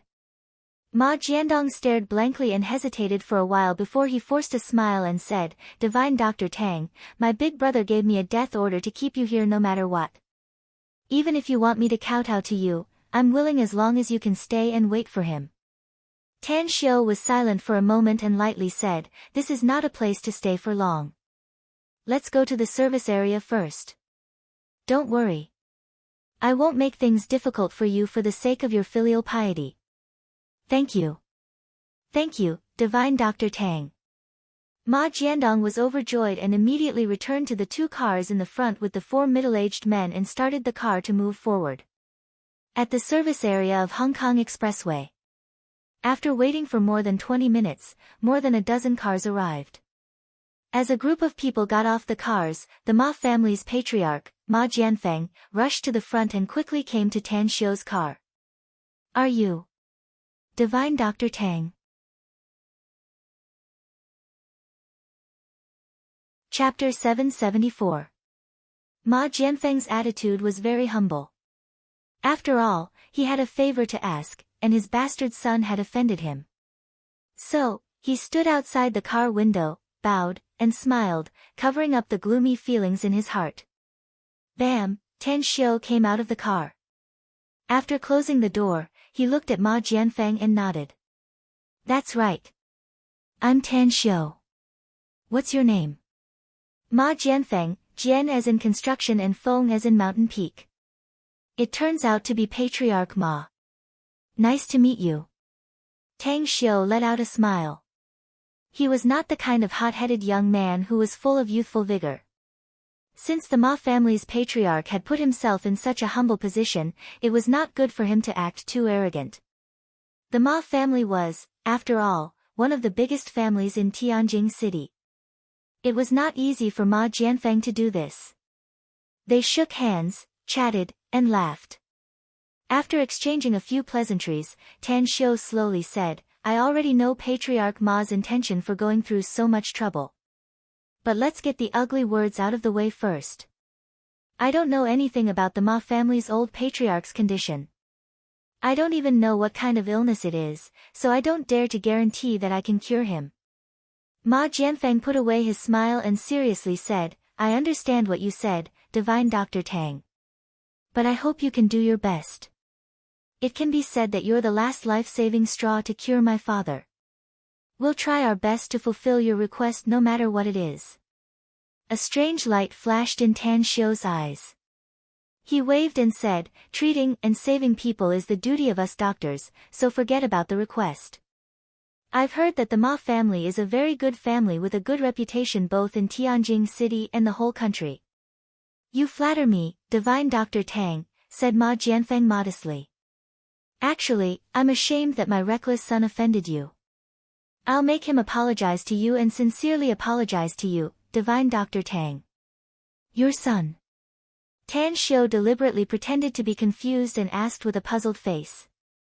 Ma Jianfeng stared blankly and asked in surprise, You don't know Ma Xiaorong, Divine Dr. Tang? He is my fourth son. Tang Xiu's face instantly turned cold. Under the watchful eyes of the Ma family, he opened the car's door and sat inside. Then, he spoke to Mo Ao through the window in a deep voice, "Ao, go back to Shanghai." Ma Jianfeng's heart thumped and he quickly said with a smile, "Divine Dr. Tang, I know it's all my son's fault. A great man like you shouldn't stoop to petty offenses committed by a lowly man like me. Please don't stoop to my good-for-nothing son's level." Tan Xiu replied indifferently, "I originally thought that the Ma family was as good as rumored, but I didn't expect that the descendants of this family are so unbearable.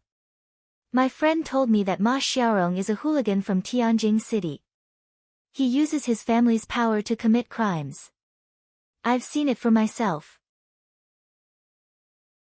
Last night, he bullied a girl at Mingyuan Resort and ordered his group of bodyguards to besiege me. If I didn't know some martial arts, I'm afraid I would have been sent to the hospital for emergency treatment." Ma Jianfeng was shocked inwardly. Although he knew that his fourth son was usually ignorant and incompetent, he didn't expect him to be such a debauchee. Bullying a girl. Ordering his bodyguards to besiege others. Suddenly, Ma Jianfeng felt that his punishment for his son was too light. If he had known earlier, he would have whipped him dozens of times to make him remember the family's ancestral teachings clearly. Not only him, but many of the core members of the Ma family who came with Ma Jianfeng also heard Tan Xiu's words clearly. For a time, everyone's face was filled with anger and their evaluation of Ma Xiaorong was extremely bad. In fact, they had done some shameful things, but there was a reason for it.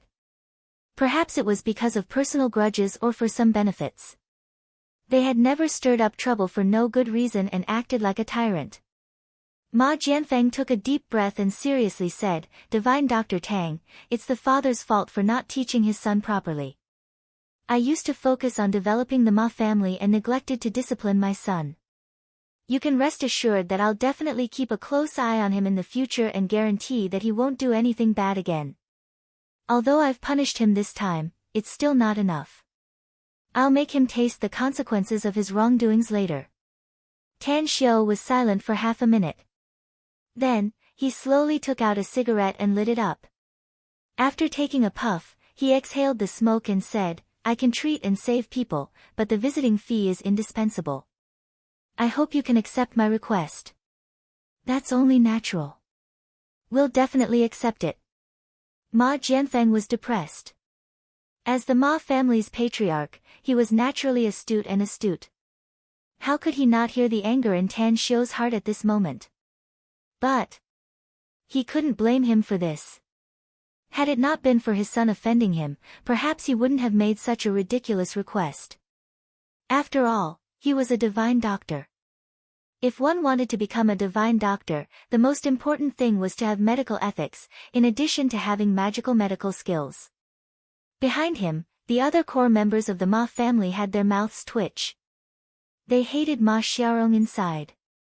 If it wasn't for that bastard brat, their Ma family wouldn't have been slaughtered by him, right? If Tan Xiu's request was too excessive, they must advise the patriarch to break that bastard brat's leg. It took nearly an hour for the convoy to leave the high-speed service area to arrive at the Ma family's manor. More than 20 cars rushed into the manor and directly stopped in front of the antique pavilion where the Ma family's old patriarch lived in the northernmost area. Huh? Tan Xiu's expression slightly moved as soon as he got off the car. With his eyesight, he could easily see the feng shui layout of the Ma family's manor, especially the antique pavilion in front of him. It was like a finishing touch that activated the entire feng shui layout of the Ma family's manor. Fortune. A prosperous family. A century-old clan. Tan Xiu finally understood why the Ma family could go smoothly all these years and develop to such a huge extent. With such a feng shui layout, even if the Ma family's leader was a fool, he wouldn't let the family fall. It was no wonder that Ma Jianfeng alone had 4 sons. It seems that your Ma family's ancestors have met a benefactor. Tan Xiu turned his head to look at Ma Jianfeng, who was walking over, and said indifferently. "What do you mean by that, Divine Dr. Tang?" asked Ma Jianfeng doubtfully. "It's nothing. I just couldn't help but sigh after seeing the characteristics of the feng shui layout of your Ma family's manor, said Tan Xiu indifferently. You also know feng shui? Asked Ma Jianfeng, surprised. If there's no need to be modest, my attainments in feng shui should be better than my medical skills, said Tan Xiu with a faint smile. Your Ma family's feng shui layout has the east gate attracting the rising sun violet qi, the north gate locking the fortune and fortune, the south gate leading to the Grand Avenue, and the west gate leading to a roundabout path, bringing thousands of descendants. This pavilion is the eye of the array formation, so presumably there's a small spiritual vein underground that can continuously condense energy. If your father had lived here for a long time, perhaps I would have known the cause of his illness. Ma Jianfeng sucked in a cold breath and looked at Tang Xiu with a shocked expression. The Ma family's feng shui layout was created by a powerful feng shui master 100 years ago. That feng shui master spent more than half a year to complete the arrangement with great painstaking efforts. It had been nearly 100 years. No one had ever been able to see through the mysteries of their Ma family's land. Never did he expect that Tan Xiu would be able to see through the entire feng shui layout so thoroughly. You're right, divine Dr. Tang, said Ma Jianfeng hurriedly.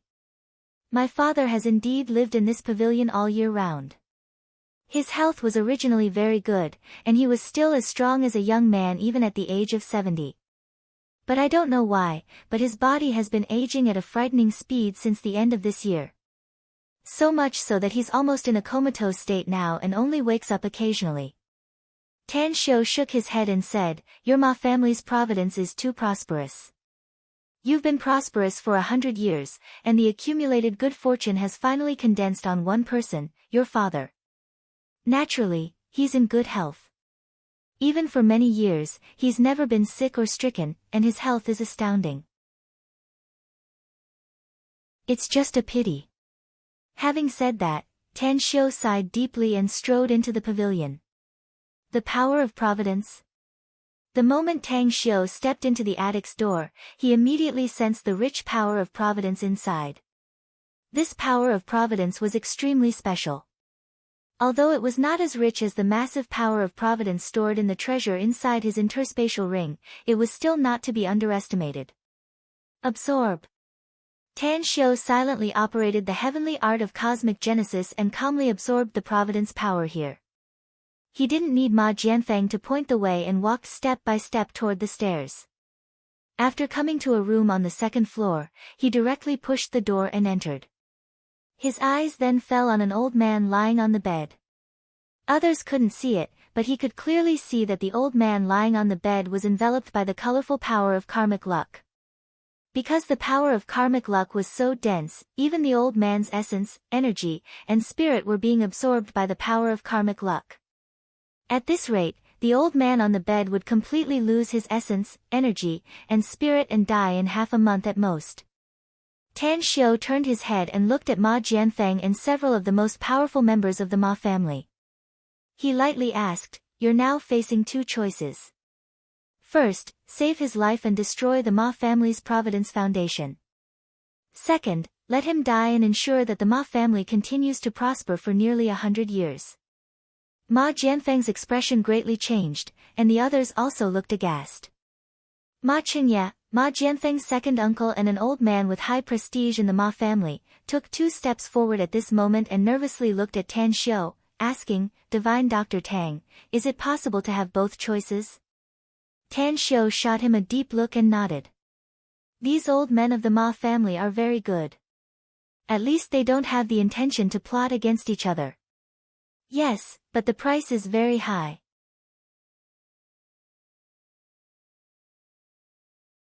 Chapter 775. What's the price to pay, Divine Dr. Tang? Asked Ma Qingye without hesitation. The Ma family won't have another member in the next 5 years, Tan Xiu said lightly. The Ma family will have 10 babies under the age of 3 leave their glabella flower to share the Ma family's fortune. Only one of them will survive in the end. The Ma family will need to gather magic tools of the metal, wood, water, fire, and earth elements to condense their fortune in the next 5 years. One member of the Ma family will sacrifice his lifespan for 10 years to pray for blessings. Hiss! Ma Jianhua, Ma Chengye, and the other 4 high-ranking members of the Ma family gasped at the same time and looked at Tan Xiu in horror. This price, wasn't it too terrifying? It's not like you won't get any benefits if you choose this, said Tan Xiu flatly. At the very least, the child who survives will become the hope of the Ma family in the future. As long as no evil feng shui master destroys your family's feng shui, he can lead the Ma family to go further and become stronger. Ma Jianfeng was silent for a long time and then bitterly said, Divine Dr. Tang, this is a very important matter. I need to discuss it with the family's top brass. While pointing to the old man on the bed, Tang Xiu lightly said, he can only hold on for half a month at most. If you don't make a decision within half a month, then only death awaits him. Your Ma family will probably decline after you hand over your power and authority. Further, I'll be back in Shanghai tonight at the latest since I have an important matter to deal with tomorrow. I don't know when I'll be back. Therefore, you only have one afternoon to discuss it. One afternoon. The Ma family's complexion changed and they quickly exchanged glances. Ma Jianfeng then solemnly said, Divine Dr. Tang, do you still want to diagnose my father? Tan Xiu nodded and walked to the bed to buckle the old man's wrist. After checking the pulse, he judged the old man's physical condition and found that it was no different from his previous judgment. After leaving the room and coming to the first floor, he said, Find me a quiet room. I need to write something. My father's study is at the end of the left corridor, said Ma Jianfeng immediately. Tan Xiu nodded and followed Ma Jianfeng to the study. He looked around the antique study and finally his eyes fell on the writing brush, ink, paper, and inkstone on the desk. In this day and age, there were not many scholars who could still possess the 4 treasures of the study, especially when the walls around the room were covered with calligraphy and paintings from ancient and modern masters and painters. Being here, one could feel the aura of Confucianism and Taoism. What else do you need, Divine Dr. Tang? Ma Jianfeng asked. Cinnabar ink, yellow paper, Tan Xiu said. If you're sure you want to save your father, you'll need 10 more unpolished jades. I'll immediately send someone to find him, said Ma Jianfeng in a deep voice. Also, I still have to discuss this matter with the other members of the family, so I won't be accompanying you here. Tan Xiu waved his hand and said, Go. Just send someone to bring some food over later. Ma Jianfeng stared blankly for a moment. Then, he suddenly remembered that it was already noon and Tan Xiu hadn't eaten yet. A smile appeared on his dignified face as he complied and left with the rest of the Ma family. Mo Al stood at the desk and watched Ma Jianfeng close the door from the outside. He immediately lowered his voice and asked, Boss, are you going to rip them off? A faint smile outlined on the corner of Tan Xiu's mouth as he asked, Don't you think it's a pity that the Ma family has so much wealth and can't use it? I'm kind-hearted, so I intend to help them spend some money or share some other treasures. This is a good deed. Mo Al's heart twitched a few times as he looked at Tan Xiu speechlessly. He had been following Tang Xiu for more than a day or two, and he had seen Tang Xiu's moves many times. The way Tang Xiu brutally slaughtered others made him shudder. Soon after, the fragrant dishes were delivered. Just as Tan Xiu and Mo Al were satiated, the Ma family's clansmen sent them the best cinnabar ink and 10 pieces of jade. After Tan Xiu sent them away, he immediately began to draw talismans and craft magic tools. In the evening, Ma Jianfeng came to Tan Xiu's study room with a gloomy expression. This time, only his second uncle, Ma Chengye, came with him. Tan Xiu looked at their expressions and understood their choice. He sighed inwardly and indifferently said, You've chosen to give up the Ma family's old patriarch, so I don't need to do anything else. I've made talismans and magic tools, but you don't need them anymore, so I'll give you the corresponding money according to the market price. Ma Jianfeng took a deep breath and seriously asked, It seems that you've already guessed the result, Divine Dr. Tang. As a matter of fact, I really want to save my father, but there's really nothing I can do. The Ma family has a lot of people, but the whole family will have no descendants in the next 5 years, and you'll have to use 10 children to do it. Tan Xiu raised his hand to interrupt him and calmly said, I understand your difficulties. Then, we'll take our leave first. Someone will naturally send you the money for the cinnabar ink and the jade tomorrow. Ma Jianfeng quickly said, Divine Dr. Tang, do you have a way to temporarily preserve my father's life? 10 months, just 10 months is enough. I don't get what you're thinking. Tan Xiu knitted his brows. Ma Jianfeng steeled his heart and gritted his teeth. 10 months is enough for the Ma family to have a lot of new members. As long as we can gather 10 people at that time. We'll choose to save my father. Tan Xiu squinted his eyes and carefully observed Ma Jianfeng a few times. Then, he indifferently said, I do have a way to make your father live for a year and a half, but I'll have to pay a big price for it. I want to know what kind of price your family can pay for it. What do you need to pay, sir? Asked Ma Jianfeng. I need to pay twice the lifespan, Tan Xiu lied with his eyes wide open. Hiss! Ma Jianfeng and Ma Qingye exchanged glances and gasped while silently calculating what price to pay for Tan Xiu to pay the price of his lifespan. After a long while. Divine Dr. Tang, feel free to tell me what you need. We'll do our best as long as it's within our means, said Ma Jianfeng in a deep voice. Ores, at least 10 fist-sized precious ores, plus 1 billion renminbi, said Tan Xiu lightly. Of course, if your family has some strange things that can catch my eye, I can forget about 1 billion renminbi. Ma Jianfeng pondered for a moment and then straightforwardly said, 10 precious ores for 1 billion renminbi. Give my family one night and I guarantee that I'll give it to you before midnight. All right. Tan Xiu replied and went straight to the room on the second floor where the old patriarch of the Ma family was. Ma Jianfeng and the others wanted to follow him inside, but Tan Xiu stopped them. After entering the room, Tan Xiu took out a holy healing pill, broke half of it and stuffed it into the old patriarch's mouth. Then, he walked to the side and sat cross-legged. Half a holy healing pill was enough to greatly enhance the old patriarch's vitality. Furthermore, as long as the old patriarch moved out of this pavilion, it wouldn't be a problem for him to live for another year. Time ticked by. 3 hours later, Tang Xiu controlled his qi and blood, deliberately making his complexion pale and beads of sweat appear on his forehead. He looked at the Ma family's old patriarch, whose breathing had stabilized on the bed, and then walked out of the room with weak footsteps. Divine Dr. Tang, are you all right? Upon seeing Tan Xiu's appearance, Ma Jianfeng's heart skipped a beat and he hurriedly held Tan Xiu's arm and asked. Tan Xiu squeezed out a smile with difficulty and shook his head. I'm fine. It's just that I suddenly extracted my life force and injected it into the old patriarch's body.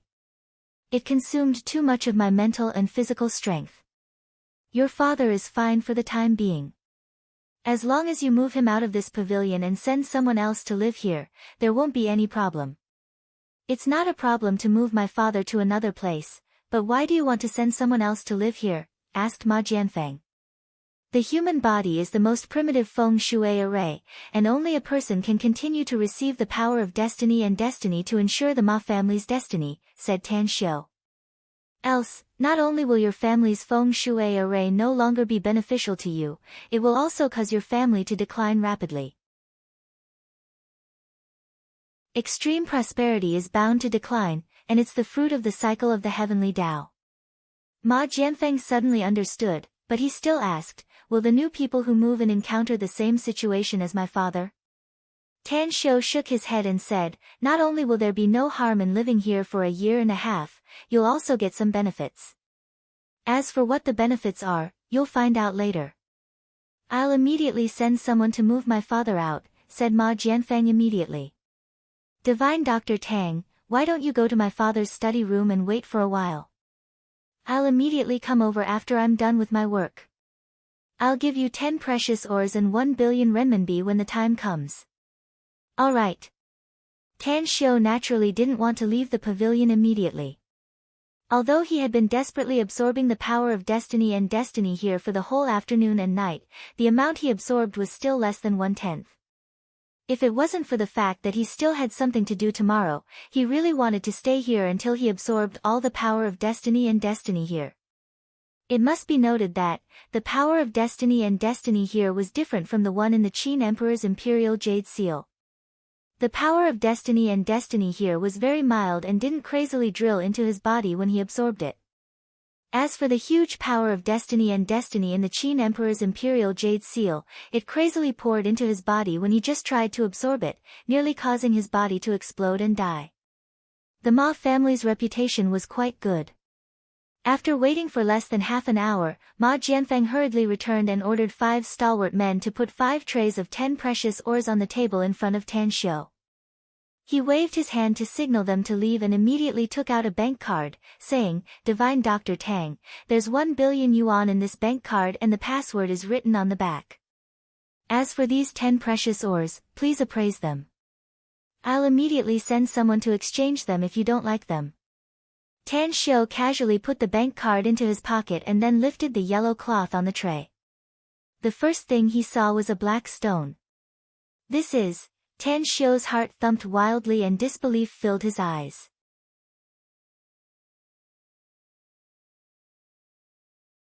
Chapter 776. Magic Stone. A sealed magic stone. Tan Xiu's eyes were fixated on the fist-sized black magic stone. His heartbeat sped up.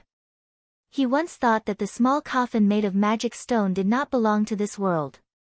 Therefore, he always absorbed the magic power inside the magic stone with the thought that he would consume as little as possible. At this moment, he finally realized that magic stones did exist on Earth. Otherwise, it would be impossible for one to appear here. He needed magic stones. If he could have a steady supply of them, he would be able to strengthen his physique to the first stage of the heavenly art of cosmic genesis, Star's tyrannical body great perfection stage. Tan Xiu looked at Ma Jianfeng and asked in a deep voice, "Patriarch Ma, where did you get this ore?" Ma Jianfeng thought for a while and said, "I don't know exactly where I got it from. My Ma family has a large population, and many of our juniors will get their hands on precious items from the outside and then exchange them for money or positions in the family. However, I do have some impression of it. It's very sturdy. Even divine weapons can hardly leave a mark on it." Tan Xiu took a deep breath and said, "I'll have to trouble Patriarch Ma to help me ask where this ore came from. If you can give me a satisfactory answer, I'll help you solve the problem of old Master Ma and solve your family's problems for free." Ma Jianfeng's complexion changed. He nodded without hesitation and said, "No problem. I'll check it out immediately." However, half an hour later, Ma Jianfeng returned dejectedly and looked at Tan Xiu's expectant eyes. He forced a smile and said, "I've found it, but it's not the origin of this ore. This ore was brought back from the outside 60 or 70 years ago by a member of my Ma family. He didn't leave any information about this ore and died more than 30 years ago." Tan Xiu nodded with a disappointed face. After putting away the 10 precious ores, he said, "I won't stay long since the Ma family's problem has been solved for the time being. I'll definitely return to the Ma family within a year and completely solve the feng shui problem of the Ma family. I'll see you off." Ma Jianfeng respectfully sent Tan Xiu out of the Ma family manor and watched the car drive away. He silently turned his head to look at the robust Ma Qingye and thoughtfully said, "Second uncle, this Tan Xiu is indeed not a simple man. Fortunately, we didn't completely offend him. Otherwise, I'm afraid our Ma family would have been doomed." "You're right." Ma Qingye nodded and sighed. Our Ma family wouldn't have attached so much importance to him if he was just a divine doctor. But he turned out to be a feng shui master, which was simply amazing. Whether it was in ancient times or now, who would dare to offend a powerful feng shui master? If this kind of people were to be provoked, they would set up a sinister feng shui formation on the other party's ancestral grave, which could definitely kill them without leaving a trace. "Jianfeng, your 4th son is too outrageous. In my opinion, he should be severely punished as a warning to others." Ma Jianfeng, who had long been disappointed with his fourth son, Ma Xiaorong, replied in a heavy tone, "That little bastard almost destroyed our Ma family. He must be severely punished for this. Second uncle, I'll have to trouble you to order that little bastard to repent and turn over a new leaf in the ancestral hall for 3 years. Also, spread the news that Tan Xiu is a distinguished guest of our Ma family. Whoever dares to make an enemy of Tan Xiu will be our Ma family's enemy in the future." Ma Qingye hesitated for a moment and said, "Isn't this decision a bit hasty? We haven't thoroughly investigated Tan Xiu's identity yet."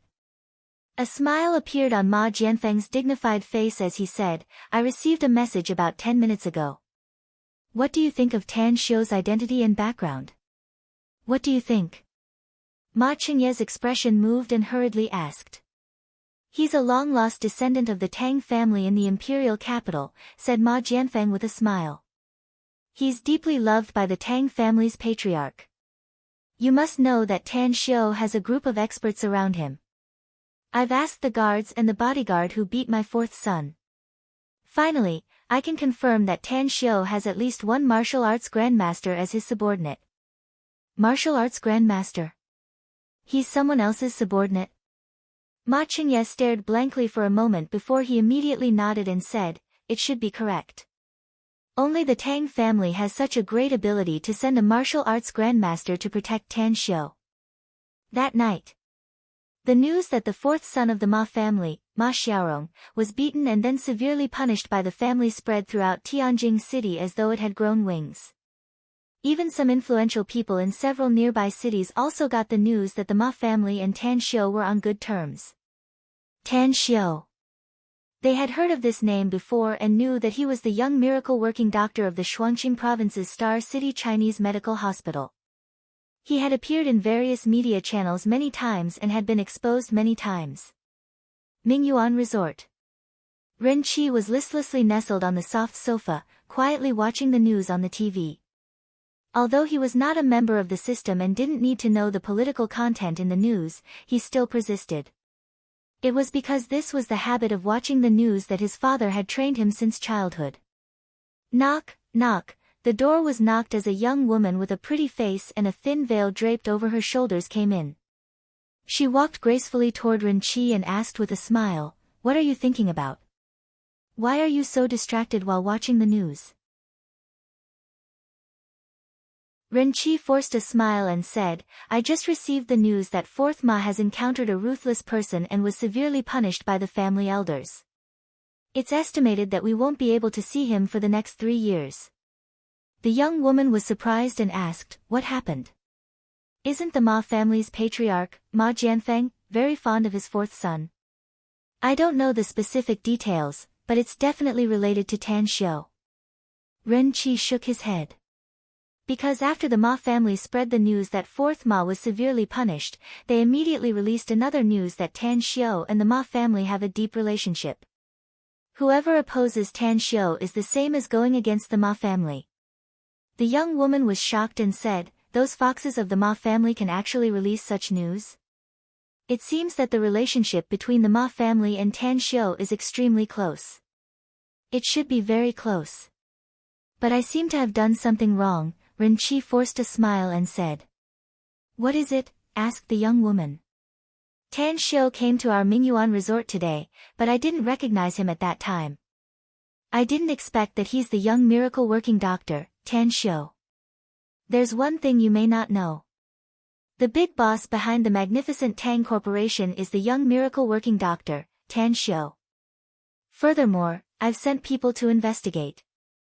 Tan Xiu is a member of the Tang family in the imperial capital. He's the beloved grandson of the Tang family's patriarch.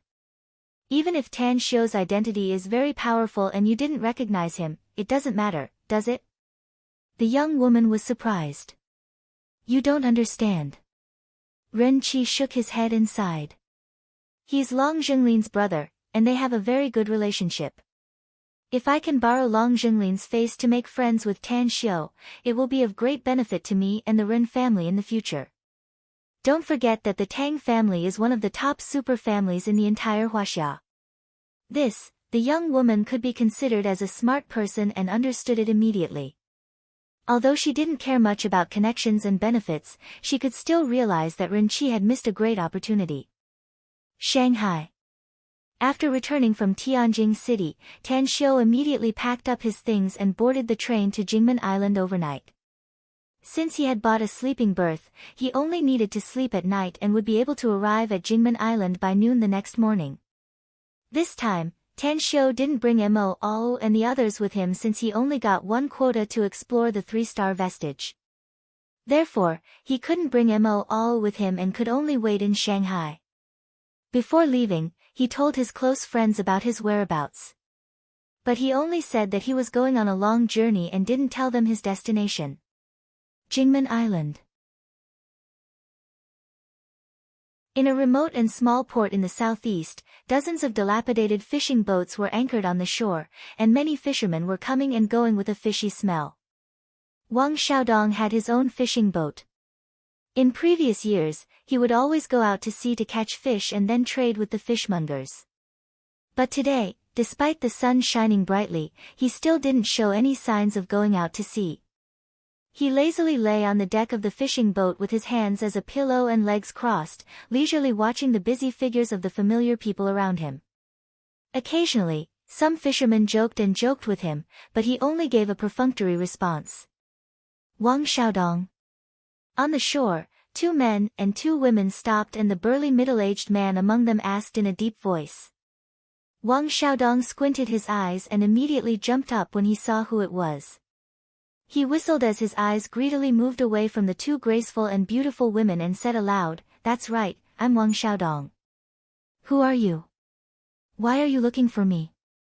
"I'm Zhu Long." The burly Zhu Long jumped to the bow deck and took out a stack of 100-yuan bills from his pocket.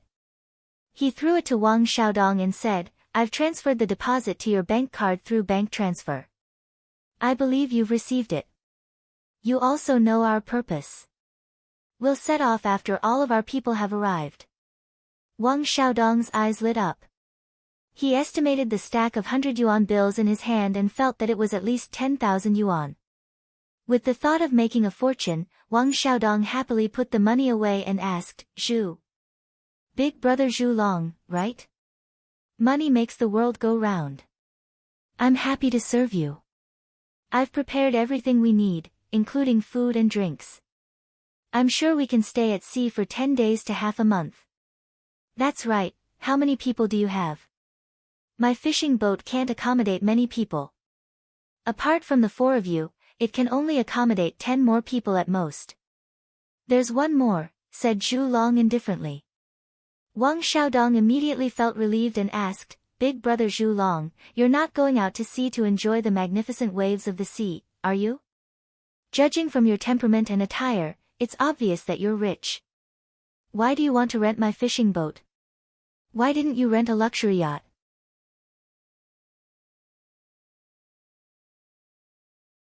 Chapter 777. Zhu Long indifferently glanced at Wang Xiaodong and indifferently said, "Didn't the introducer warn you that your task this time is only to escort us to the Strait of Malacca? No matter what you encounter or see on the way, you shouldn't look, listen, or ask." Wang Xiaodong sneered inwardly and was somewhat dismissive. He was not blind or deaf, so how could he not look and not listen? He even cursed inwardly, acting so mysterious, "Don't tell me you're doing some shady business." The red-haired youth, Fire Devil, who was carrying a birdcage, said in a cynical tone, "Zhu Long, why are you talking so much with this brat, boss?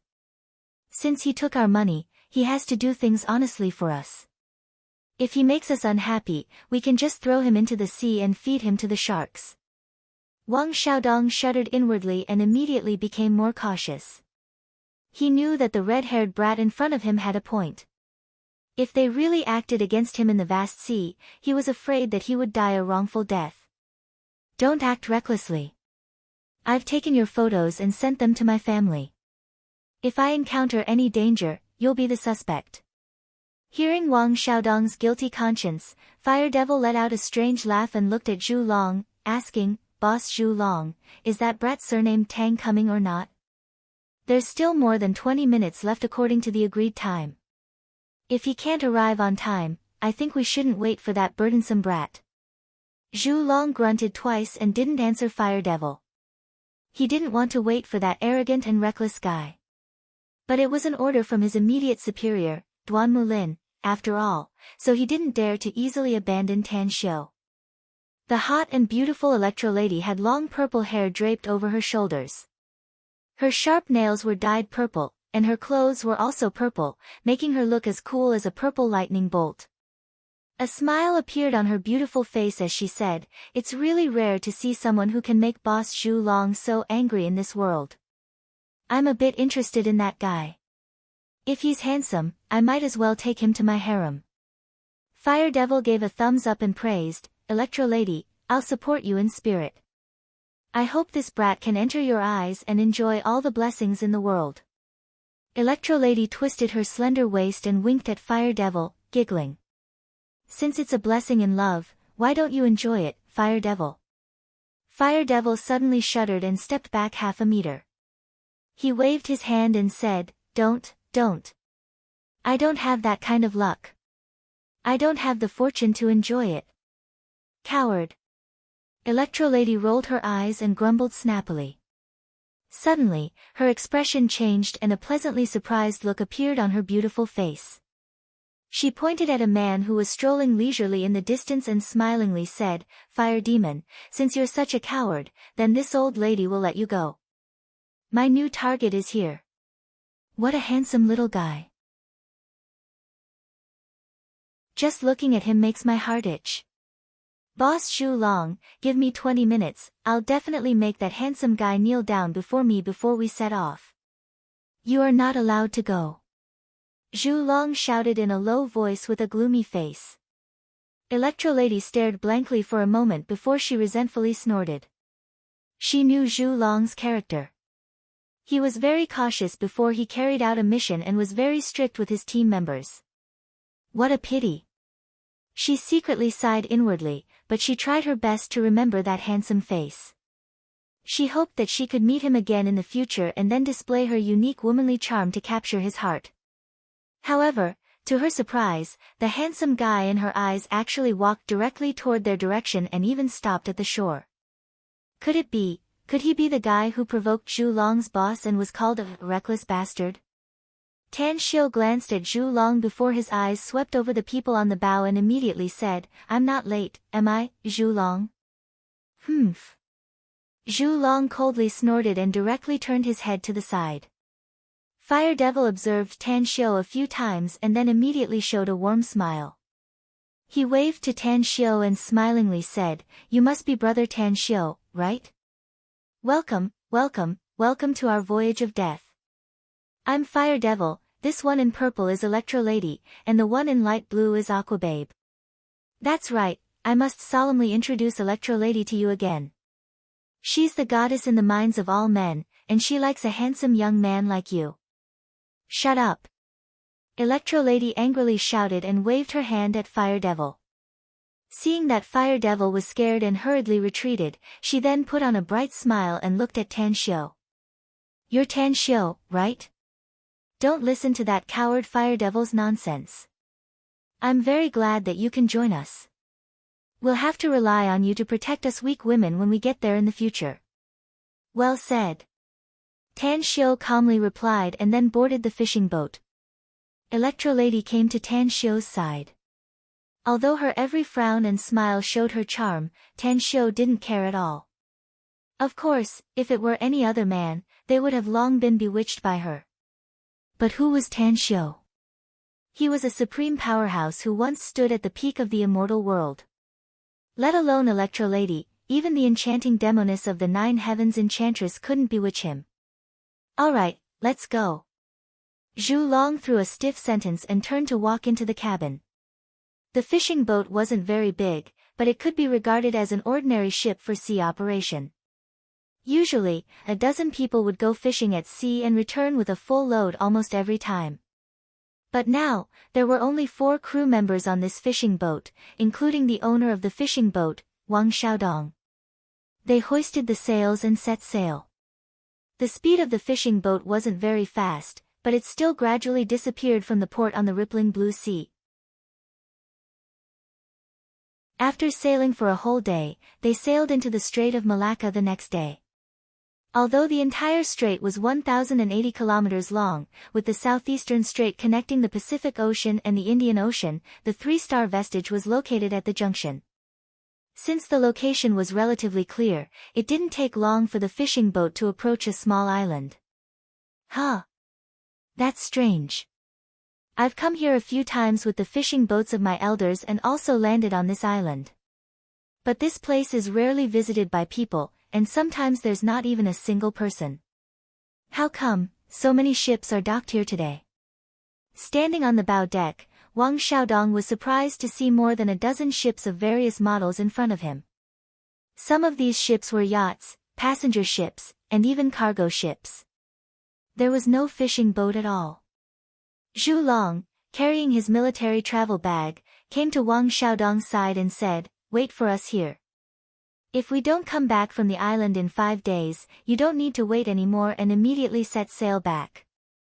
Remember, don't clash with the people on the other ships and don't easily communicate with them." Why? Wang Xiaodong was confused. Those people are likely to have evil thoughts toward you if we can't come back alive. Zhu Long sneered. Wang Xiaodong shuddered inwardly. With his keen senses, he saw 2 black men holding guns on a nearby passenger ship, coldly looking in their direction. Guns. Who the hell are these people? How dare he hold a gun in front of everyone? Is this an underground organization's gathering? In a flash, he secretly made up his mind that he would give up the money he hadn't gotten yet. After Zhu Long left them, he would immediately return. After all, money was important, but it was not worth mentioning compared to his life.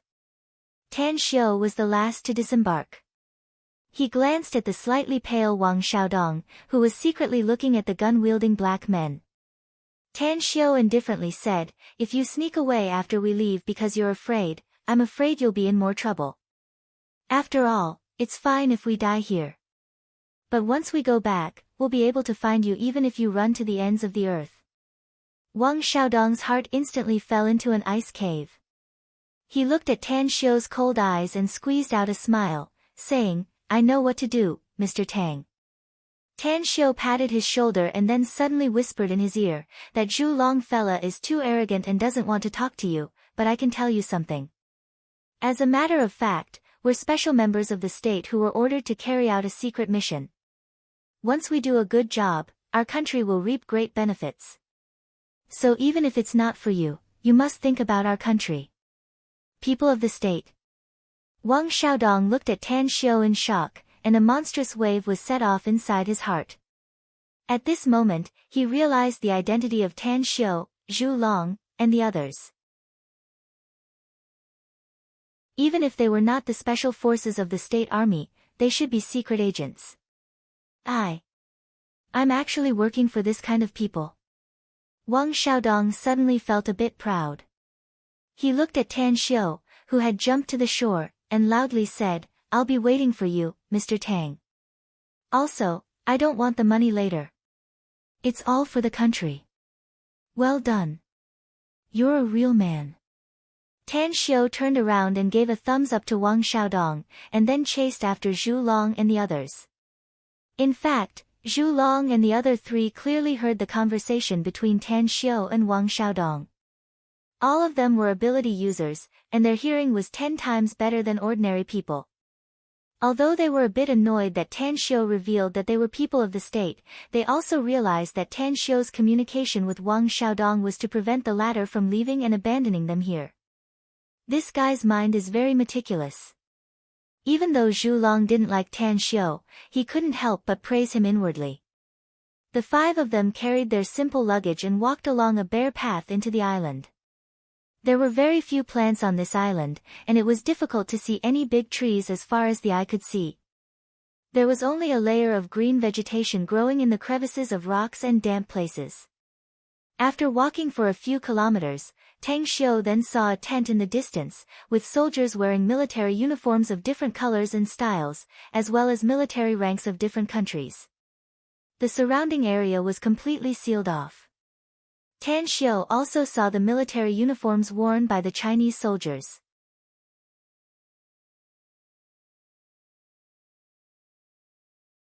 Chapter 778. According to what Tan Xiu knew, there were a total of 10 countries qualified to explore the 3-star vestige this time, and they were also the top 10 strongest countries in the world. Therefore, only 50 people could enter the 3-star vestige. Tan Xiu didn't know the specific abilities of the people sent by each country. Hello, I'm Gao Hongxing, China's commander stationed in Haiben Island. May I ask which one of you is Captain Zhu Long? A middle-aged man walked out of the olive-green tent with 2 officers and strode toward the 5 people. Zhu Long saluted and said, I'm Zhu Long, the captain of this 3-star vestige exploration. You're finally here, said Gao Hongxing with a smile. Tomorrow is the joint opening of the 3-star vestige, and people from other countries have already arrived. Come with me. Your equipment is ready and I'll hand it over to you later.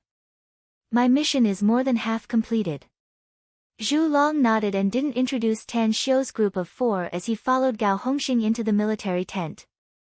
The military tent was very spacious, with 7 or 8 soldiers in military uniforms sitting in front of a row of LCD screens, watching the images on them. On the ground on one side were 5 bulging military bags, apparently containing a lot of things.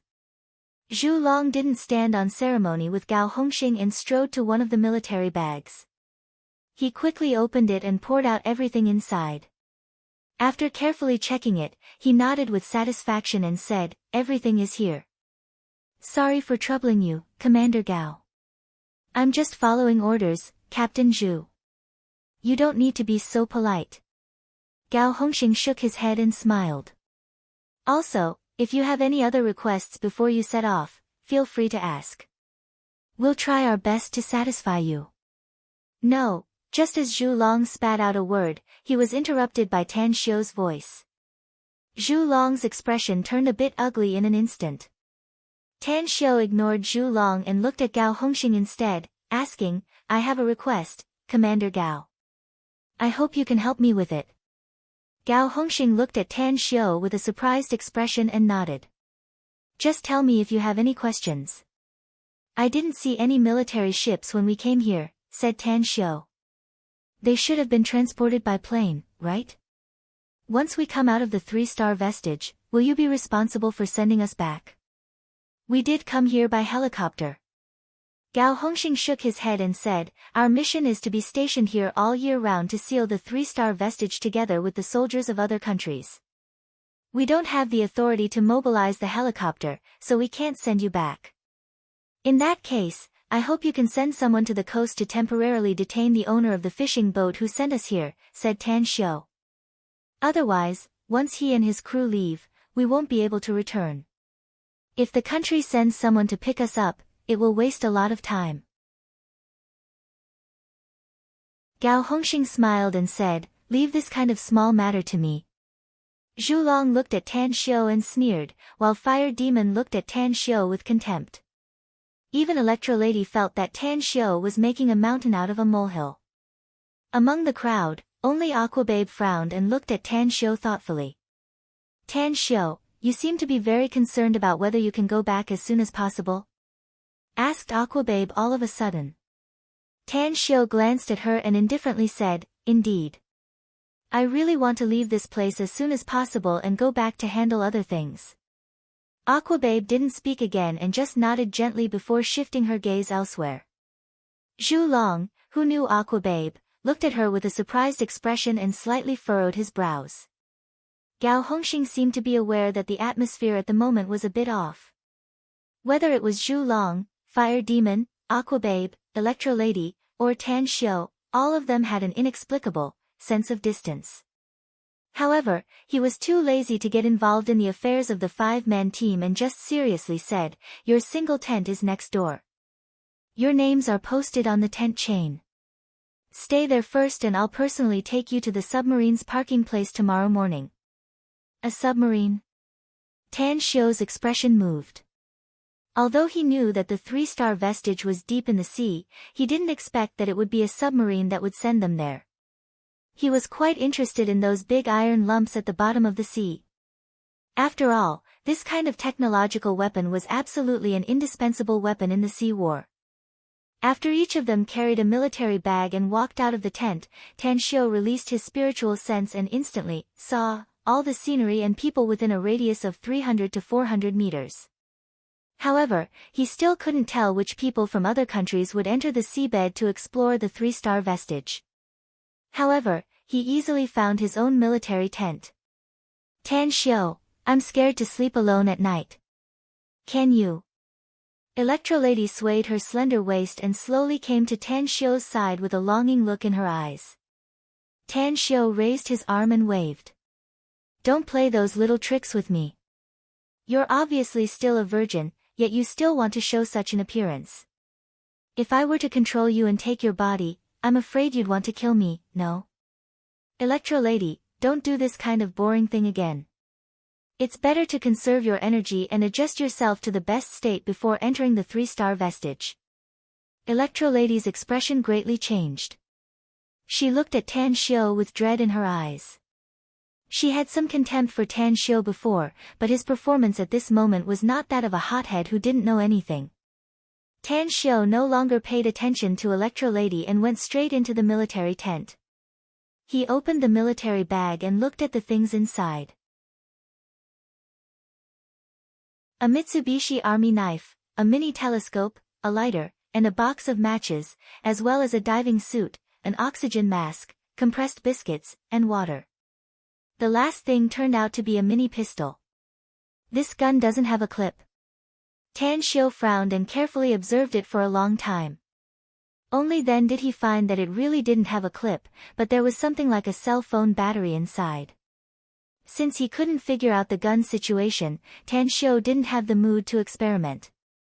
Except for the diving suit and the oxygen mask, which were left in the military bag, everything else was put into the interspatial ring. Then, he directly sat cross-legged and began to adjust his state. Outside the tent, Aquababe gently came to Electrolady's side. Watching her constantly changing expression, she softly said, I don't know his true ability, but he's the only one who can give me a threatening feeling. I don't know why I have such a feeling, but I'll never look down on him. Electrolady furrowed her brows and angrily glared at the military tent where Tan Xiu was. She then turned her head and angrily said, who knows if that guy is just putting on an act or not? A threatening feeling? Why can't I feel it? I think Boss Xu Long is right. He's just an arrogant and unruly bastard who doesn't know the immensity of heaven and earth. Just wait and see, Aquababe. Wait until we enter the three-star vestige, he'll cry. Aquababe's expression was a bit solemn. She quickly glanced around and shook her head. Electrolady, this is actually the second thing I'm worried about. Haven't you noticed? We haven't seen anyone from other countries since we came here. Someone should have come to provoke them according to their usual style. Electrolady's heart sank. She looked around and indeed didn't find anyone from other countries who entered the three-star vestige. She immediately nodded and said with a solemn expression, that's right. We must be vigilant. The next day, after Tan Xiu came out of the military tent, he saw Zhu Long and the others sitting together with a hand-drawn drawing in front of them and talking in a low voice. Tan Xiu walked over and the four of them didn't avoid him and continued to talk. We don't know what's behind the fine steel door, nor do we know if there's any danger inside. So, look for the switch as much as possible. Remember, we must find the monitoring room as much as possible. As long as we can find the monitoring room, we can clearly see the situation inside the vestige. It's more suitable for us to act under such circumstances. Also, beware of the people from other countries. Even if they take the initiative to express goodwill, we must keep a distance from them. Once we enter the vestige, the danger we'll face will not only be inside, but also the experts from other countries who will enter with us. Sitting cross-legged between Fire Devil and Aquababe, Tan Xiu looked at the hand-drawn map and asked, is this the map of the three-star vestige? Although Zhu Long didn't like Tan Xiu was, after all, a Chinese national. In order to let Tan Xiu live longer, he explained, the three-star vestige here has been opened once before. Every country sent a large number of people to enter, but only one person came out alive. That person was a martial arts expert of our country. Unfortunately, he was seriously injured when he escaped and only woke up for a while on the third day before he passed away. This map was brought out by him. Have you figured out how big the 3-star vestige is? Asked Tan Xiu. It's said that this map is only a very small area in the vestige, probably less than 1/10 of it. Zhu Long shook his head. But even such a small piece of land is as big as a dozen football fields. Tan Xiu's expression shifted and he glanced at the northeast direction. Then, he slowly said, perhaps we need to double the danger of entering the 3-star vestige this time. Fire Devil raised his hand to stroke his red hair and disdainfully said, don't be an alarmist, Tan Xiu. It may be dangerous for you, but it's not worth mentioning to us.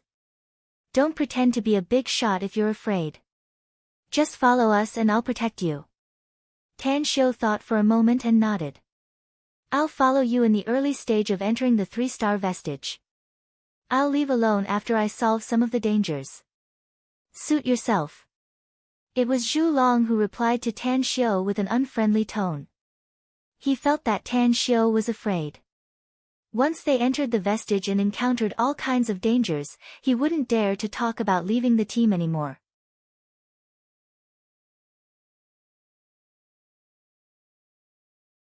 Chapter 779. It was noon. Along with a hurried whistle coming from the vicinity, Gao Hongxing, the commander of the Chinese garrison, strode over from the distance. After approaching the 5 people, he said with a solemn face, the teams from various countries have begun to assemble. The destination is the East Coast, and the submarine is already waiting there. Which country does the submarine belong to, Commander Gao? Asked Zhu Long. The M nation, answered Gao Hongxing. But the soldiers from various countries are following the submarine, so it's absolutely impossible for the M nation to do anything to it. Zhu Long slowly nodded and said, enough benefits will make people lose their minds. The things inside the 3-star vestige will also drive many people crazy. Commander Gao, I hope you pay attention to your safety up there and keep in touch with the domestic side. Our country's warships are stationed 150 nautical miles away, said Gao Hongxing with a grin. There are also many submarines lurking in the depths of the seabed. Our Southern Army is also conducting military exercises in the South China Sea. Unless the leaders of other countries lose their minds, no one will dare to act rashly. However, I'll take your warning seriously. Tan Xiu's group of 5 was escorted by dozens of military soldiers and quickly arrived at the destination. When they arrived at the coastline, Tan Xiu's group of 5 finally saw the members from the other countries. Huh? Tang Xiu's eyes swept over the 5 members of the Japanese team with a look of surprise on his face. Never once did he expect that he would see 2 acquaintances among the 5 members of the Japanese team. He was only a bit surprised to see Kawako Yamamoto, but seeing Qing Shuamei was far beyond his expectation. At this moment, Kawako and Qing Shuamei also saw Tan Xiu. Kawako was still fine since she couldn't expose her relationship with Tan Xiu, so she only made a very subtle gesture to show her respect, whereas Qing Shuamei quickly lowered her head with a flustered look flashing in her eyes. Tan Xiu knew that Qing Shuamei had gone missing 6 months ago, causing her younger sister, Qing Yannan, to be bullied miserably at home. Back then, he was sure that Qing Shuamei's life was not in danger, but that she was carrying out some kind of secret mission. Now that he saw her, Tan Xiu finally confirmed his judgment. Tan Xiu retracted his gaze and did not greet them. Instead, he obediently followed behind Zhu Long and the other 3. He watched as Gao Hongxing communicated with a few foreign men. The 5 of them formed a group and stood near the members of the other countries. Log in. At 12:00 sharp, a burly white man shouted in a deep voice. Immediately, 50 members from 10 countries entered the submarine. Under the guidance of the people inside, they came to the interior of the submarine. Half an hour later, the submarine stopped somewhere at the bottom of the sea. As the exit docked with a certain entrance of the ruins, 50 members from various countries finally entered the ruins through the docking channel. It's spectacular and magical. We should be several hundred meters deep in the ocean right now, but we can't feel any pressure at all. If I'm not mistaken, there must be an anti-gravity device inside. Fire Devil, still carrying his bird cage in his hand and carrying a military bag on his back, sighed with emotion. Tan Xiu nodded lightly. After passing through the channel, he saw what seemed to be a small city in front of him. There were buildings of various shapes and sizes, ranging from hundreds of meters high to tens of meters low. The overall plan was perfect. However, there seemed to be ripples surging in the air, making the buildings look blurry and not very real. That's a mirage, a scene simulated by technology. Zhu Long glanced at Tan Xiu and lightly said. Tan Xiu was taken aback. When he instantly released his spiritual sense and probed ahead, he found that those were all virtual scenes. Behind the virtual scene were passages that extended in all directions. These passages extended into the distance, and it was impossible to know where they ended. Don't waste time. Let's go in first. When the five of them passed through the vague air fluctuations and stood in front of dozens of passages, Zhu Long found that the members of the other countries had locked onto a passage and quickly disappeared into it. He immediately said in a deep voice. Which one shall we choose, Chief Zhu Long? Asked Fire Devil. Look for the entrance marked 3 in the passage, said Zhu Long. We'll be able to correctly follow the route marked on the map if we follow the footsteps of our country. Over there. Tan Xiu pointed to a passage on the left and strode over. Zhu Long stared blankly for a moment before an angry look appeared on his face. He hesitated for a moment and then followed. When the five of them came to the entrance of the passage, they found a 3 engraved on one side of the steel wall. How did you know? A glint flashed in Zhu Long's eyes as he stared at Tan Xiu and asked. Tan Xiu couldn't tell Zhu Long what he observed with his spiritual sense, so he made up a lie. When I saw Duan Mulin, I chatted with him and he told me about it. I just judged that it should be here. That's right, I have a special ability that's quite strong in terms of perception. Perception? Zhu Long stared blankly and instantly understood why Tan Xiu could get the qualification to explore the 3-star vestige. Having a superhuman perception would be of great help when encountering danger. It would even give him an advantage when exploring the vestige. After the five of them passed through the passage that was hundreds of meters long, they saw the steel space inside. It was just like those foreign sci-fi blockbusters. There were a lot of high-tech products in the steel space, including colorful indicator lights, various unintelligible symbols, and some virtual three-dimensional pictures. Inside this steel space, there were a lot of steel buildings connected to the roads, and the doors of each building were tightly closed. There are 2 robots 50 meters ahead. Those 2 robots were known as intelligent robots, and they were very aggressive. According to the people who escaped from here, half of them were shot and killed by these 2 robots after they entered this place. Zhu Long knitted his brows tightly as his gaze swept across the 2 robots.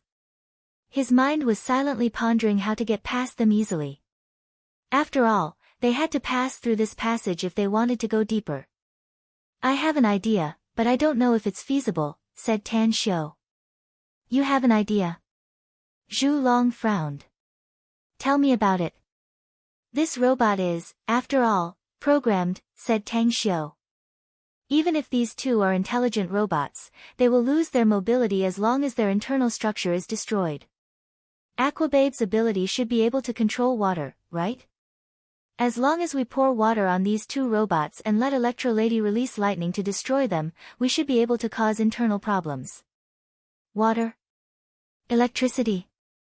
Zhu Long's eyes lit up and he immediately clapped and exclaimed in admiration, that's right. Water can conduct electricity, so how can it flow into the robot's internal structure? Even if the robot's internal structure is waterproof, electric current can still cause damage.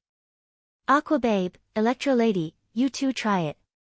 Aquababe took a few steps forward and drew a circle in midair with her arms. Suddenly, the water attribute in the air continued to condense. In just a short moment, a round water millstone was formed.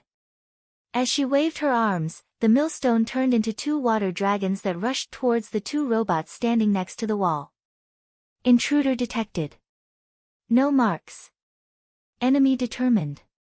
Shoot! The voice came out from the 2 robots' mouths at the same time. Along with their activation, 2 lasers shot out from their configured weapons and instantly pierced through the 2 water dragons. Whoosh! The water dragons didn't receive much interference and directly hit the 2 robots. As they were repelled a few steps back, the water directly dispersed above them and drenched them.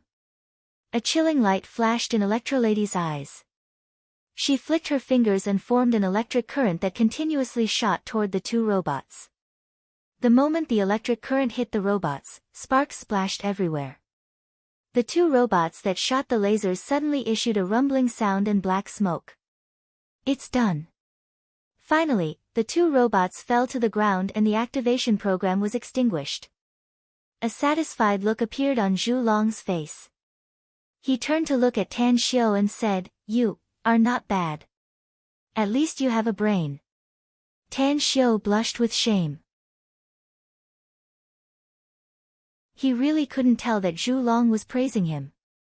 Aquababe's eyes flashed with an extraordinary splendor as she whispered, "Actually, the combination of water and electricity can indeed create a special effect. The principle is very simple and many people know about it, but we never thought about it. Tan Xiu is very powerful. I'm sure we'll get a good harvest if he's in our team." "Don't talk too much, Aquababe," said Fire Devil without being salty nor light. "Besides, everyone has their own aspirations. We have no right to interfere if he wants to stay or leave." Aquababe glanced at Fire Devil with dissatisfaction and lowered her head without saying anything. The 5 of them continued to move forward. As they approached the door of the first building, Zhu Long said, "There's nothing special in the 16 rooms on both sides in front. We need to start searching from the 17th room. If there's nothing special, we'll pass through the large number of steel statues in front and go straight to the door inside." "Wait a minute." Tan Xiu strode to the side of the 2 robots. He pulled out the Mitsubishi Army knife and began to dissect them along the gaps between the robots. Soon after, he took out 2 glittering and translucent crystals from the 2 robots and threw one to Zhu Long. He took the other one and said, "This thing has great research value. If our country's researchers can thoroughly study this energy stone, our country's scientific and technological level will have a qualitative leap in the future." After saying that, he hesitated for a moment before he took out a cigarette and lit it up. After taking 2 puffs, he continued, "I think it's necessary to study the internal motherboards and energy circuits of these 2 robots. You can take the decomposed materials from one of them and bring it back when you leave this place." "That makes sense." Even if Zhu Long was dissatisfied with Tan Xiu, his dissatisfaction was getting less and less at the moment.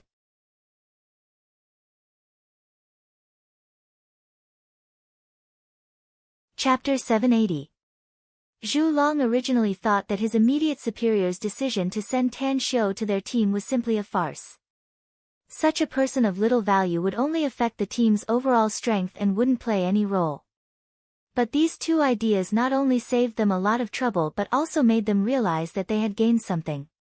However, he was afraid that Tan Xiu would become arrogant and conceited, so he just flatly agreed with him and put the robot parts into the military bag. Due to the weight issue, he discussed with Fire Devil for a while and decided to hide the military bag containing the robot parts in a hidden corner of the corridor until they returned. "Let's move forward." Zhu Long took a deep breath and took the lead to walk inside. At this moment, he had cautiously taken out the mini pistol and coldly glanced around. Even the slightest movement could arouse his vigilance. A large number of steel-cast statues were placed in the spacious hall ahead. The moment Tan Xiu's eyes fell on those statues, his expression immediately changed and a strange look appeared in his eyes. These statues seemed to be placed randomly, but those who were proficient in arrays could easily see that the placement of all the statues was very particular and even formed a simple array. It was a maze array. As long as someone entered these statues, they would be lost in the array unless they were extremely lucky and happened to take the right route. Of course, the probability of such a thing happening was even smaller than winning 5 million yuan in the lottery. Technology. Array. The combination of the products of these two different civilizations shows that the civilization of the race that left behind this 3-star vestige has reached a very high level. Though it's still far from those advanced civilizations, it's still countless times higher than Earth's civilization. Tan Xiao took a deep breath and looked at Zhu Long, who was about to enter the maze array. He instantly grabbed his arm and said in a deep voice, "Let me lead the way since the vestige is full of dangers." Sometimes, it's quite useful to have a strong perception and be able to sense danger in advance. Zhu Long struggled hard the moment Tan Xiao grabbed his arm. What shocked him was that he could easily get rid of it if an ordinary person grabbed him. But Tan Xiao's hand was like an iron clamp that made his arm ache faintly when he struggled. Such power! Zhu Long sighed inwardly and nodded silently, allowing Tan Xiao to walk in front. Fire Devil approached Zhu Long and looked at Tan Xiao's back, asking in a low voice, "Boss Zhu Long, can this kid do it?" "We don't need cannon fodder." Zhu Long said, "We'll know after we walk around. Let's not be too far away from him.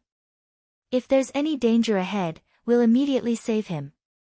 In front. Tan Xiao suddenly came to a halt. He looked at the 4 people behind him and said in a deep voice, "I can sense danger.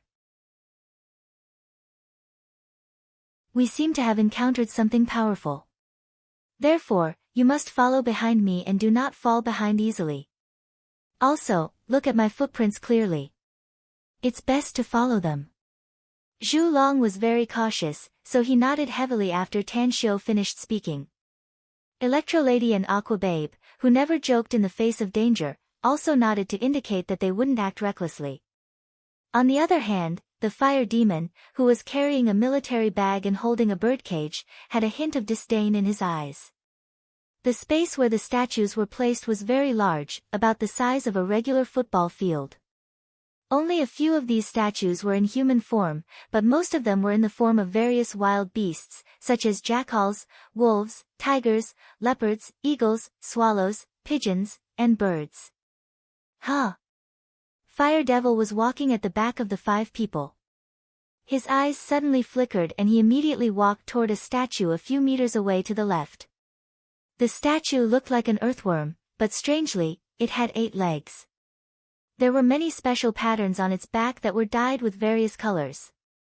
"Don't move." At the forefront, Tan Xiao was keenly aware of the Fire Demon's movement. He turned around and shouted in a low voice as he instantly pounced toward the Fire Demon.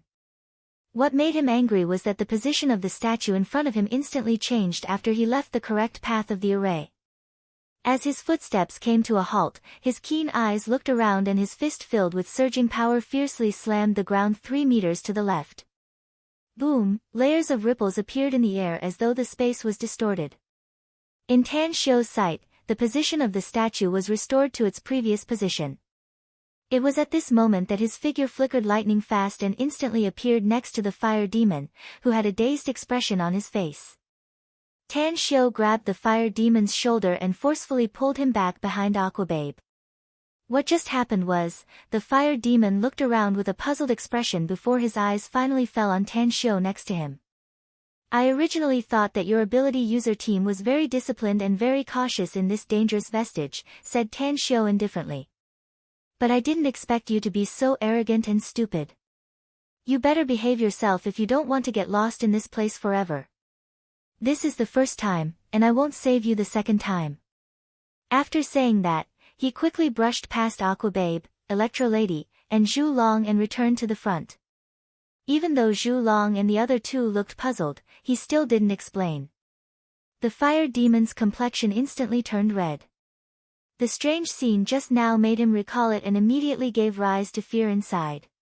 However, Tan Xiao's merciless reprimand made him feel greatly humiliated. If it weren't for what Tan Xiao had just done, he would have slapped Tan Xiao to death. "Mind your own business. I can solve it with my own strength even if I encounter a crisis," said the Fire Demon indignantly. Tan Xiao ignored him and continued to move forward. He had made up his mind that he would never save the fire demon again if he was swayed by his emotions and insisted on deviating from the route he chose. Zhu Long frowned and looked at Tan Xiu's back, asking, "What just happened, Tan Xiu?" "Actually, I have a special ability," said Tan Xiu without looking back. "Well, I actually have a special ability, which is to understand feng shui arrays. This space full of statues has been arranged into an array. Moreover, it's the most troublesome maze array. Unless someone has the strength to break the array with brute force, the chance of survival is minuscule if you don't understand arrays and fall into it." Maze array. Proficient in arrays? Zhu Long's complexion drastically changed and he gasped inwardly. Tan Xiu's words made him faintly feel that this guy was somewhat unfathomable. Electrolady and Aquababe looked at each other with shocked expressions on their faces. They were all ability users and had a high level of contact with people, so they naturally knew some things about feng shui arrays. It was just that they never expected that Tan Xiu would be proficient in feng shui arrays. Could it be, he's a powerful feng shui master? No wonder. No wonder the great leader, Duan Mulin, actually forced Tang Xiu to join the team. He even agreed to Tang Xiu's excessive requests. Fire Devil's complexion turned ugly at this moment. Tan Xiu, whom he had always despised, had saved him once, which made him feel disgraced. Now, he even had the identity of a feng shui master who was proficient in feng shui arrays. It was hard for him to accept it for a while. 7 or 8 minutes later, Tan Xiu led the 4 people through the statue space and came to a 3-meter-wide passage. Looking at the steel gate in front of them, which completely blocked the passage, Tan Xiu's spiritual sense instantly enveloped the inside. Zhu Long looked at Tan Xiu with a complicated expression. He understood that it was all thanks to Tan Xiu that everyone could come here so easily. It must be noted that nearly 100 people from China came to the 3-star vestige last time, but they only made it this far. Less than 20 people made it here alive, and only one person was lucky enough to pass through the statue's space and the robot's attack and escaped with serious injuries. Therefore, his contempt for Tan Xiu had completely disappeared. Although he thought that Tan Xiu's combat power was not good, these special abilities were what they needed more. "Tan Xiu, it's this gate. If we want to move forward, we must find a way to open this gate. Otherwise, we won't gain much from coming here." Zhu Long's eyes flickered, hoping that Tan Xiu could find a way to open the gate. Tan Xiu smiled indifferently. Through the observation of his spiritual sense, he had already found a way to open the steel gate. However, in order not to expose his special abilities, he deliberately looked around and finally stopped in front of some patterns engraved on the steel wall. It was a dragon-shaped pattern. If one didn't look carefully, they wouldn't be able to tell that the dragon was missing an eye. To be precise, it was missing an eyeball. Under the gaze of Zhu Long and the other 3, Tan Xiu reached out and pressed the missing eyeball. Kacha! Along with a mechanical sound, the tightly stitched steel gate slowly split open from the middle and a wide corridor appeared in front of everyone. Zhu Long and the others were overjoyed and looked at Tan Xiu with a bit of admiration in their eyes. However, when they saw the situation in the corridor inside, the joy on their faces instantly froze. Subconsciously, they even retreated a few steps back like snakes or scorpions blocking their way, as though they were facing a formidable enemy. Tan Xiu slightly furrowed his brows as he looked at the robots on both sides of the corridor. After a careful count, he found that there were 18 robots in the tens of meters long corridor ahead. At the foot of each robot was a robot dog. "Electrolady, Aquababe, continue." Tan Xiu dodged to the side with a relatively calm expression. Electrolady and Aquababe exchanged glances and nodded to each other. Then, one condensed a water dragon, while the other released lightning and quickly rushed toward the robots. Buzz, buzz, buzz, the 18 robots and 18 robot dogs were activated with sparks splashing in all directions and quickly stopped. Choking black smoke drifted in the corridor. Tan Xiu paced a few steps forward and lightly said, "Let's keep moving forward. If my guess is correct, there should be something interesting ahead."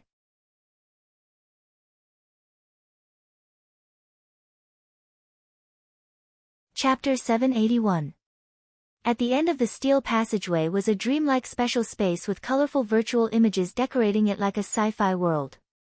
The most eye-catching thing was the strange subtitles that surged like waves on the walls of the space. The words on the blue subtitles didn't belong to any language on Earth. Die. Flames pierced through the light curtain and rushed towards several figures like violent fire dragons.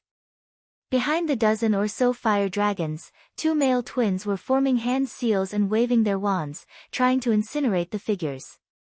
Roar! The three beast men were covered in thick fur, and their eyes shone with a lush green light. Their sharp claws seemed to be able to tear the space apart, and a violent force covered the sky and the earth as it pressed forward, forcibly withstanding the dozen or so fire dragons' attacks. Behind them, two orcs covered in wounds were lying on the ground, barely breathing. There was a bull-sized hole in their abdomen with a large amount of blood flowing out. Their vitality was gradually drained away along with the blood. Interesting. It's people from both Country BX and Country YDL. Zhu Long hid behind a layer of light curtain and quietly watched the battle in the distance. Behind him, Aqua Babe and Electro Lady were vigilant, staring at the two sides of the battle. Fire Demon's expression was a little solemn. His eyes lingered on the twin men, silently measuring the gap between him and them. He was also a fire elemental ability user and could manipulate flames, but compared to the two people in front of him, he found that he couldn't compare at all. Tan Xiu's focus was not on the two sides of the battle, but the crystal ball next to a Country BX woman. The crystal ball was crystal clear, and there was a bolt of lightning shuttling inside. Tan Xiu clearly saw that it wasn't a bolt of lightning that was sealed in the crystal ball, but a golden bug the size of a fingernail. Suddenly, Tang Xiu's expression shifted because he found another passage entrance and someone else had entered it. Because he had met them outside, Tang Xiu knew that they were from Country Y. Laser beams shot out from the guns in the hands of the 5 people from Country Y. They accurately hit the 2 fire elemental ability users and the 3 orcs from Country Y. Bastard. Damn it. Both sides in the battle were caught off guard. One of the BX twin fire ability users died instantly as his head was pierced through. The other used his arm to block the attack in time, but he also paid the price of his arm. As for the 3 beast men, 2 of them were directly shot dead, while the other one had his chest pierced. He staggered back a dozen steps before falling beside his companion. Kill them all. 5 arcanists from Country Y held laser guns and shot rapidly as they pounced on both sides. Soon, all 5 orcs from Country YDL were dead, and the remaining fire arcanist from Country BX was also besieged and killed. Behind the screen, Zhu Long lowered his voice and said, "I'm afraid the remaining arcanist from BX won't be able to hold on for long. I really didn't expect that not long after we entered the 3-star vestige, members of 2 countries would die here." Electro Lady said in a deep voice, "Die. The more of them die, the less danger we'll be in. It's a pity that the BX and YDL people are too useless, else we'll be able to reap the benefits when they fight to the death with Country Y. It'll be even more perfect if someone from another country comes." Whoosh! Whoosh! Whoosh! As Electro Lady's voice faded away, 3 distressed figures rushed in from one of the passageways. They were none other than Kawako from Japan, a middle-aged Japanese man, and the heavily injured Qing Xueme. Tan Xiu's expression slightly changed. He couldn't watch Kawako and Qing Xueme die here. Just as he was about to act, 4 figures flashed lightning fast from the passageway they had just rushed out. Although the 4 of them were also injured, their injuries weren't serious. Country D. Zhu Long's expression shifted and a gloating look appeared on his face. Nearly every Chinese hated the Japanese for the enmity between China and Japan. At this moment, seeing the last 3 people from Japan in such a distressed state, he secretly hoped that the battle inside would be more intense. It would be best if all the Japanese people would die. The 5 people from Japan joined forces and finally killed the BX woman before surrounding the crystal ball. They were no longer in a hurry to act and just watched the 3 people from Japan and the 4 people from Country D break in, secretly guarding against them. Boss. A voice rose inside Tan Xiu's heart. Tan Xiu knew that Kawako had sensed him through the connection between them. However, he didn't rush to appear and instead transmitted his thoughts through the connection: contact the people from country Y and attack the people from country D. Kawako's expression shifted and she vaguely glanced at the direction of Tan Xiu's group. She immediately spoke to the 5 people from country Y in fluent English. Friends from country Y, this 3-star vestige is fraught with dangers and every force is hostile to each other. But we've suffered heavy losses, so I'm afraid we'll be annihilated if any force attacks us. Therefore, we're willing to form an alliance with you as long as you help us take revenge. We'll share some of the good stuff we got in the vestige with you after we deal with the other forces. For example, this energy board in my hand. Having said that, she took out a black energy board the size of a cell phone battery from her pocket and shook it at the 5 people from country Y.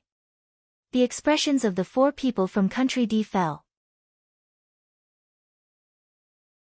If they were facing a single country, they would still have the confidence to fight. However, if they were facing 2 countries at the same time, they knew that even if they won, they would have to pay a heavy price. Not to mention that they had already lost 1 person. Moravidal, the captain of country D's team, wore a gloomy expression at the moment. He shot a murderous look at Kawako and immediately spoke to the 5 people from country Y in a deep voice: JC, we're old friends and we know each other's capabilities. Even if you form an alliance, I'm afraid you'll have to pay a heavy price to get rid of us. It's better for both sides to form an alliance and annihilate these Japanese guys first before we divide the spoils of war. There are a lot of treasures in this 3-star vestige, and it's very difficult for any country to monopolize them all. It's better for both sides to cooperate and become the final winner. The 5 people from country Y exchanged glances and discussed in a low voice. Finally, they looked at Moravidal and said, these 3 Japanese guys are indeed nothing to worry about. We accept your suggestion, but we have a request. What is it? Moravidal was delighted. To prove your sincerity, I hope you can act first. JC, the captain of country Y's team, said in a deep voice, we'll act immediately as long as you can kill any one of them. Else, we'd rather cooperate with these 3 Japanese guys to deal with you. Moravidal's expression slightly changed. After thinking for a moment, he nodded and said, if that's the case, then we'll act first. After having said that, as soon as he issued the order, the 4 people flashed toward Kawako's group of 3 lightning fast. Tan Xiu, who was hiding behind the light screen, felt helpless upon hearing JC and Moravidal's words. He even cursed JC and the other 4 people from country Y inwardly for being brainless. If it were him, he would definitely choose Japan instead of country D. Because, once they joined forces with country D and eliminated the Japanese people, they would still be left with a strong enemy. It was better to contact the weak to contend with the other powerhouses and finally eliminate the weak Japanese. Captain Zhu Long, you 4 continue to hide here. I must save the Japanese people.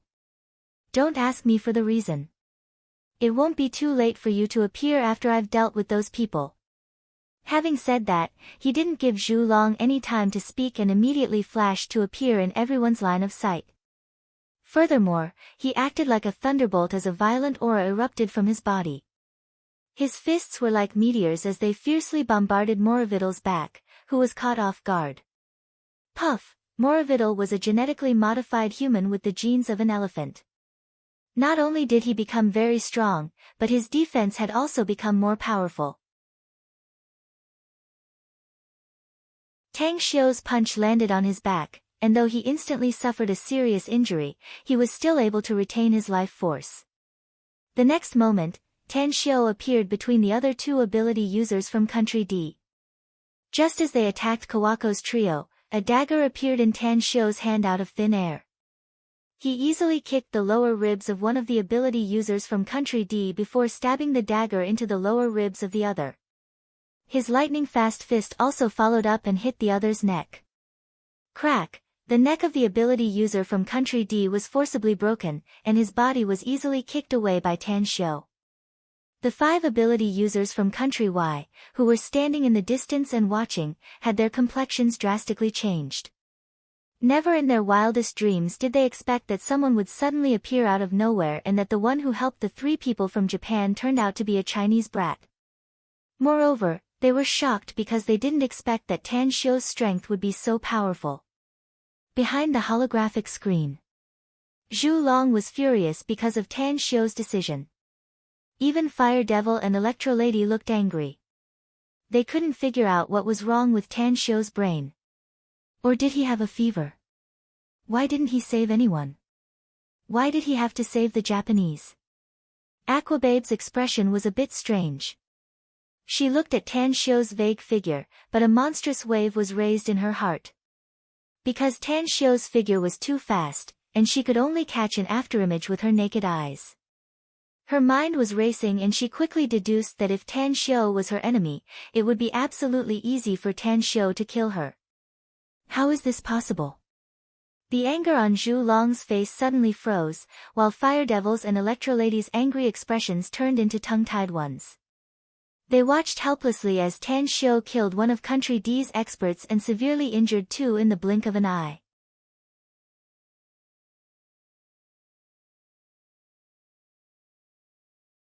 Chapter 782. Zhu Long didn't have a good impression of Tan Shio ever since he first met Tan Shio. On one hand, it was because he didn't understand this guy who was forcibly inserted into the team, and on the other hand, Tan Shio wasn't an ability user. He thought that Tan Shio was just an ordinary person who would become a burden to them once they encountered danger and fought with the enemy. Therefore, he didn't give Tan Shio any face along the way. But Tan Shio's performance at this moment was so strong that it made his heart tremble. How was this a little bit stronger? A little bit faster? It was as if a big bad wolf had appeared in a flock of sheep. It could not be any more ferocious. Suddenly, Zhu Long felt his cheeks burning. It was as though a pair of invisible slaps had slapped him left and then left. With a guilty conscience, he secretly glanced at Fire Devil and Electro Lady at this moment and found that they were also shocked. Only then did he feel slightly relieved. But just as he was about to retract his gaze, he keenly noticed that Aquababe was looking at him with a strange expression. For a moment, Zhu Long wished he could find a hole to burrow into. He really didn't have the face to see anyone. To cover up his embarrassment, Zhu Long said in a strange voice, "Let's go. Let's do it together. No matter how strong Tan Shio is, we're comrades on the same team." As his voice faded away, his clothes fluttered without any wind and he instantly dashed toward the battlefield. Aquababe followed closely behind him and cast her water attribute special ability. Layers of water waves surged in the air and whizzed forward. Meanwhile, Fire Devil and Electro Lady had also recovered from the shock. Both of them released flames and lightning respectively and sprinted quickly with great momentum. Annihilate.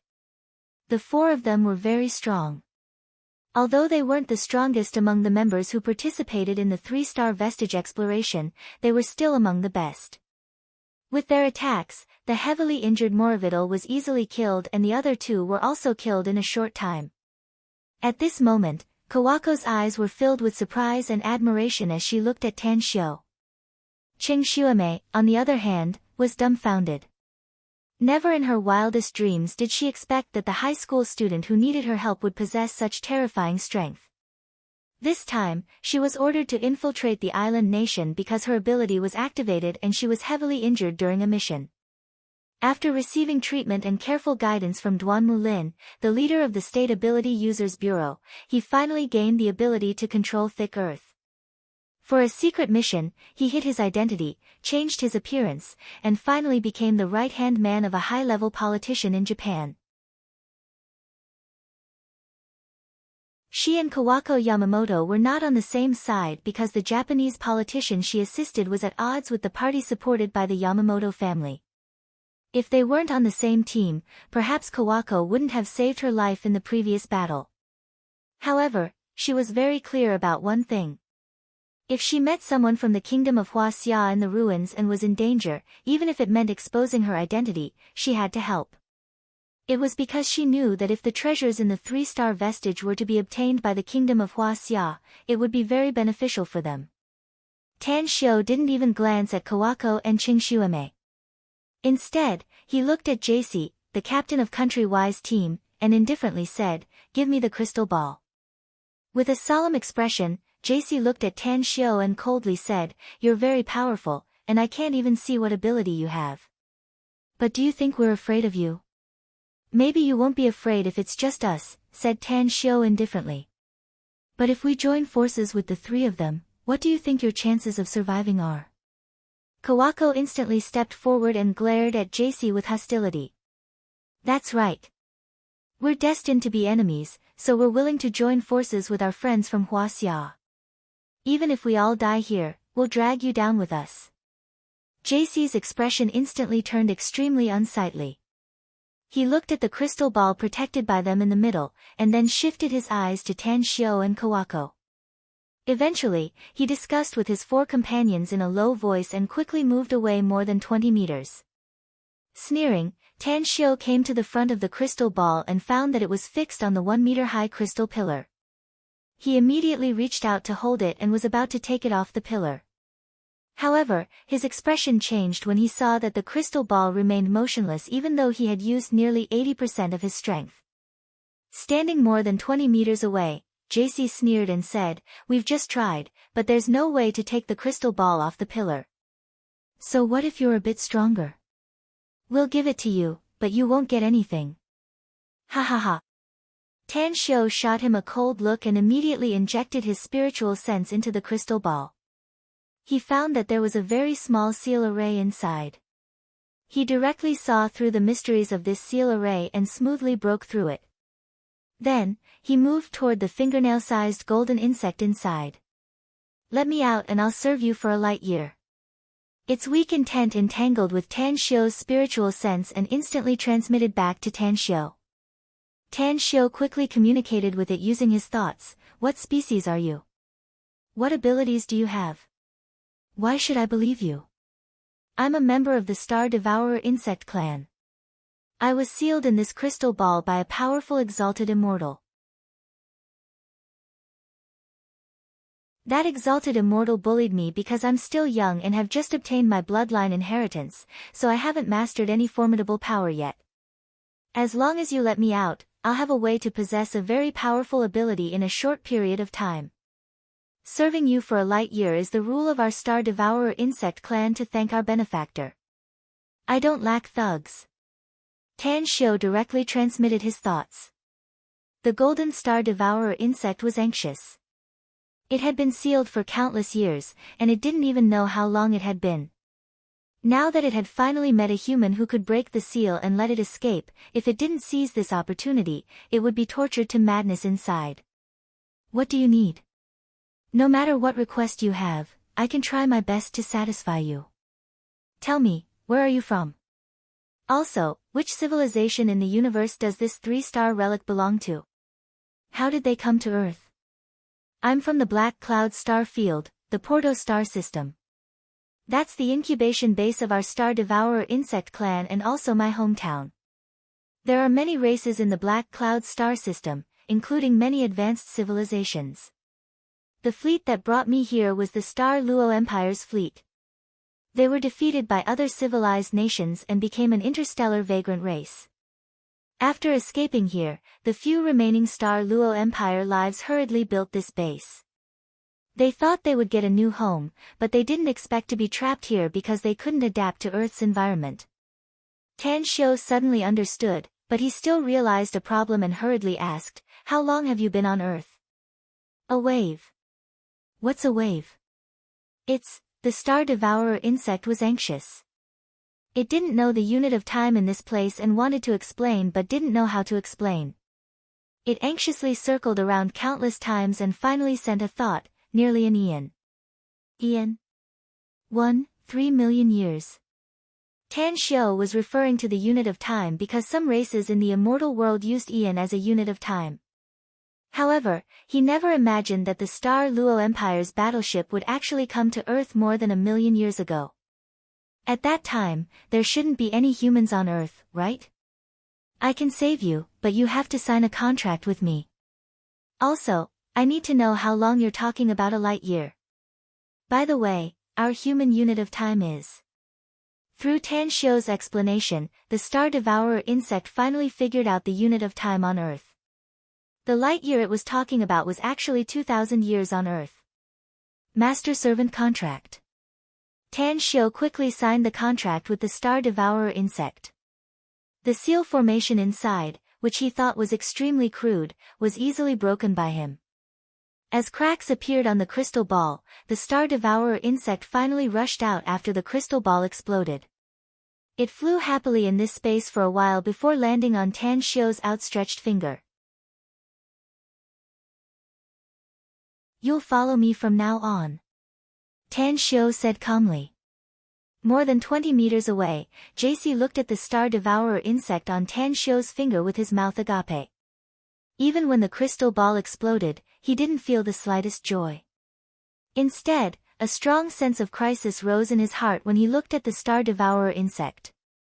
Because he realized that the existence in the crystal ball was this Star Devourer insect, and this Star Devourer insect had already been obtained by Tan Xiu. Whoosh! Whoosh! Whoosh! Just as Tan Xiu took the Star Devourer insect into his body and let it live on his left finger, 3 figures rushed in from another passage. ELS people. Everyone's expression shifted and their eyes instantly locked on them. The 3 ELS people's complexion drastically changed upon seeing the corpses on the ground. They vigilantly kept a distance from Tan Xiu's group, as well as the people from country Y. The bearded leader indifferently said, if my guess is correct, the members of D, YDL, and BX countries should all be dead, right? Yeah, they're all dead, sneered JC. Did you kill them? Asked the bearded man. JC glanced at Tan Xiu and sneered. How could we have the ability to kill them? They killed each other and eventually perished together. Kawako also glanced at Tan Xiu and said, yeah, they did perish together. The bearded man didn't believe JC and Kawako's words, but he didn't want to ask any more at the moment. What he needed to do now was to protect himself and the others while facing the 3 forces inside. Tan Xiu didn't want to waste any more time here, so he slowly said, everyone, since there's no need for us to fight each other, I think we should go our separate ways. There are many good things in this vestige, and it's impossible for any party to monopolize them. There are a total of 12 entrances here, so each of us can choose one. No problem, said JC straightforwardly. Kawako naturally wouldn't refute Tan Xiu, so she nodded in agreement. As for the ELS trio, they were already thankful that they weren't besieged by the people from China, Country Y, and Japan, so they naturally had no objection.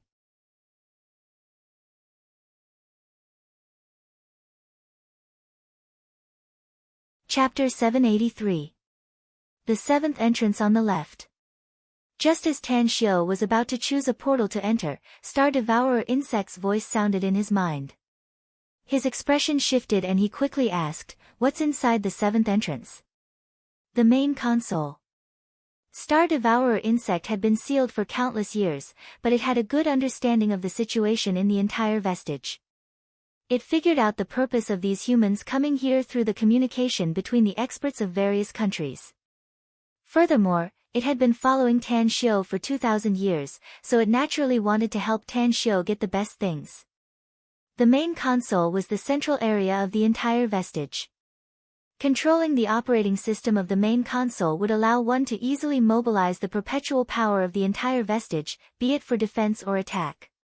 Tan Xiu had seen the interstellar battleships of advanced civilizations, so he naturally knew what the main console represented.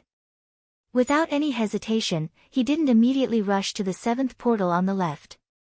Instead, he turned to look at Zhu Long and lightly said, we should part ways since we're already here. This vestige is huge and there are too many areas to explore inside.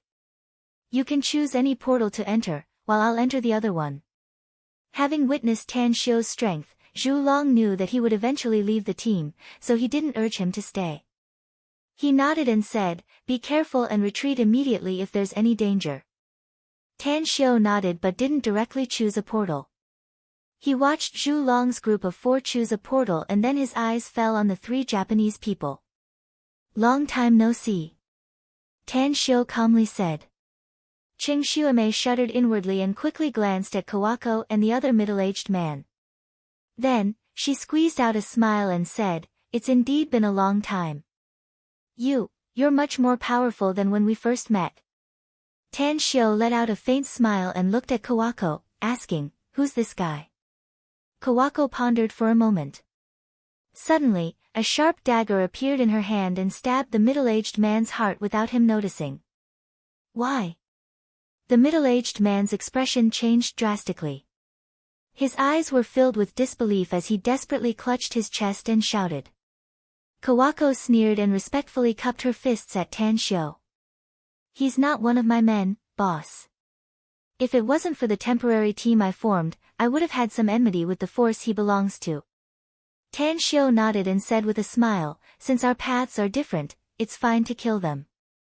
The middle-aged man looked incredulously at Kawako and Tan Shio and exclaimed, "You called him boss? You?"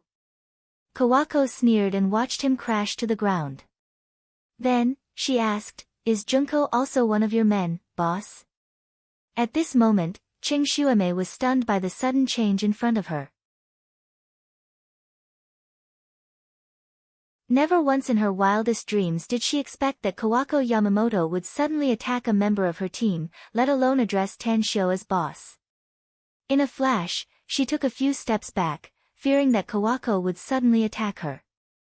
Tan Shio was silent for a moment before he suddenly asked, "Are you carrying out a secret mission, Qing Xuemei?" Qing Xuemei hesitated for a moment before she nodded and said, "Yes. My relationship with Kawako must never be known by outsiders," said Tan Shio. "You have 2 choices now. First, kill yourself in front of me. I'll take your corpse out of the vestige and hand it over to your younger sister. Second, pledge allegiance to me. Even if you're facing the country, you can only choose my side in the end. You have 2 choices, choose yourself." "Don't tell me you're not one of the country's men?" asked Qing Xuemei angrily. "I'm naturally one of the country's men, but I also belong to myself," said Tan Shio lightly. "If you want to be my man, then you must put my interests first, followed by the mission given by the country."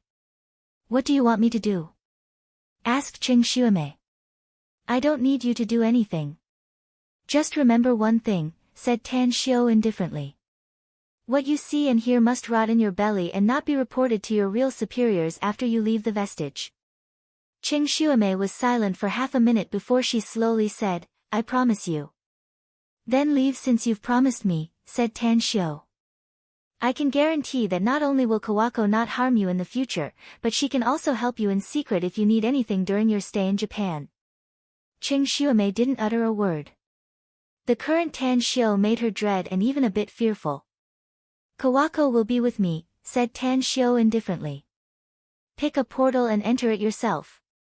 Escape immediately if you encounter any danger and then come to the 7th portal on the left to find me. Remember, it's best to call your younger sister when it's convenient for you." Qing Xuemei's expression slightly changed and she hurriedly asked, "Do you know my younger sister's current situation?" How is she?" "Without your protection, what do you think her situation will be like?" said Tan Shio indifferently. "But don't worry. She's already separated from your family and will probably never go back again in this life. As for where she is now, I've already placed her in a safe place that she likes. You can look for me first when you return to the country after your mission is over." "Thank you." Qing Xuemei shot a grateful look at Tan Shio before she turned around and chose a portal to enter. Kawako waited until Qing Xuemei's back completely disappeared before she spoke in a low voice, "Boss, I think we should kill her directly. Else, it'll be a great threat to both you and me if she divulges our relationship. I know a bit about her character." Tan Shio shook his head. "Even if she can't be used by me, she won't break her promise. Besides, although she's very strong, the most important person in her heart has already become one of us." "Her younger sister?" asked Kawako. "That's right, Her younger sister. Tan Xiao nodded. Her younger sister's life is more important than her own, so you can rest assured. If she returns to Japan after leaving the vestige, help her as long as she doesn't pose too much of a threat to you, no matter what kind of mission she's carrying out. All right. Kawako readily agreed. Tan Xiao didn't say anything else. Since he had chosen the Star Devourer insect, he directly came to the 7th portal on the left and gently pressed the button on the door, causing it to open directly. As Tan Xiao and Kawako entered, they passed through the blue corridor that was like a surging tide and arrived in front of a spacious hall. Whoosh, a hazy light shadow instantly whipped over. The speed of the light shadow was so fast that even Tan Xiao didn't have time to dodge it. He hastily sent Kawako flying with a backhand palm, but the light shadow whipped his chest. A flame exploded on Tan Xiao's chest, sending him flying upside down while spraying blood. Boss, Kawako's complexion changed. She only felt a bit of pain from being sent flying by Tan Xiao, but she didn't suffer any injury. The moment her feet landed on the ground, she found that Tan Xiao was flying toward her. Almost without hesitation, she reached out and hugged Tan Xiao in her arms. Her footsteps flickered as she quickly retreated more than 10 meters away. Cough, cough. Tan Xiao coughed up a few mouthfuls of blood while being held in Kawako's arms. It was just a single blow, but it had already caused his internal organs to feel like they were on fire. The burning sensation was mixed with intense pain. Had it not been for his strong physique, that blow would have likely split him into 2 halves. Inside the hall, there was a lush green vine swaying its body with dozens of vines bearing their fangs and brandishing their claws like the tentacles of an octopus. Its entire body was blooming with a faint blue radiance, making it look particularly beautiful. It was one of those vines that attacked Tan Xiao just now. Be careful. That thing is very dangerous.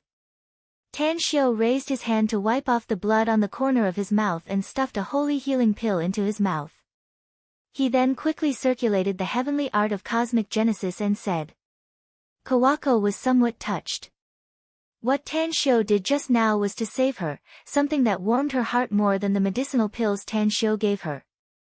However, she also instantly judged that the seemingly beautiful vines were, in fact, full of danger. Otherwise, her boss, Tan Xiao, would never have been unable to dodge and be directly injured. However, what made her feel relieved was that the vine didn't attack again after that blow. Perhaps its branches weren't that long. What should we do, boss? Asked Kawako cautiously.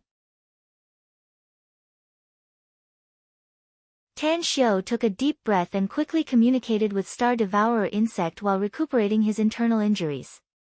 Through the insect's introduction, he finally figured out the situation of the vine. This vine was known as the luminous vine in high-leveled civilizations. It could grow as long as there was light. After years of accumulated growth, it could even develop spiritual wisdom and was known as an intelligent plant-type life form. This was exactly the same as the plants on Earth that cultivated into monsters. However, the luminous vine would become more powerful as time went by. Despite its exceptionally slow growth speed, it had reached a terrifying limit after growing for more than 1,000,000 years. Even in the civilized world where it grew, there were only a few that were stronger than it. Don't tell me it has no lifespan limit. Tan Xiao frowned and communicated with Star Devourer insect. Star Devourer insect replied, the luminous vine has a lifespan limit and it's extremely harsh. According to your Earth's time, it will die if it doesn't get light energy in 45 days. Of course, the longer the lifespan of the luminous vine, the longer it will live.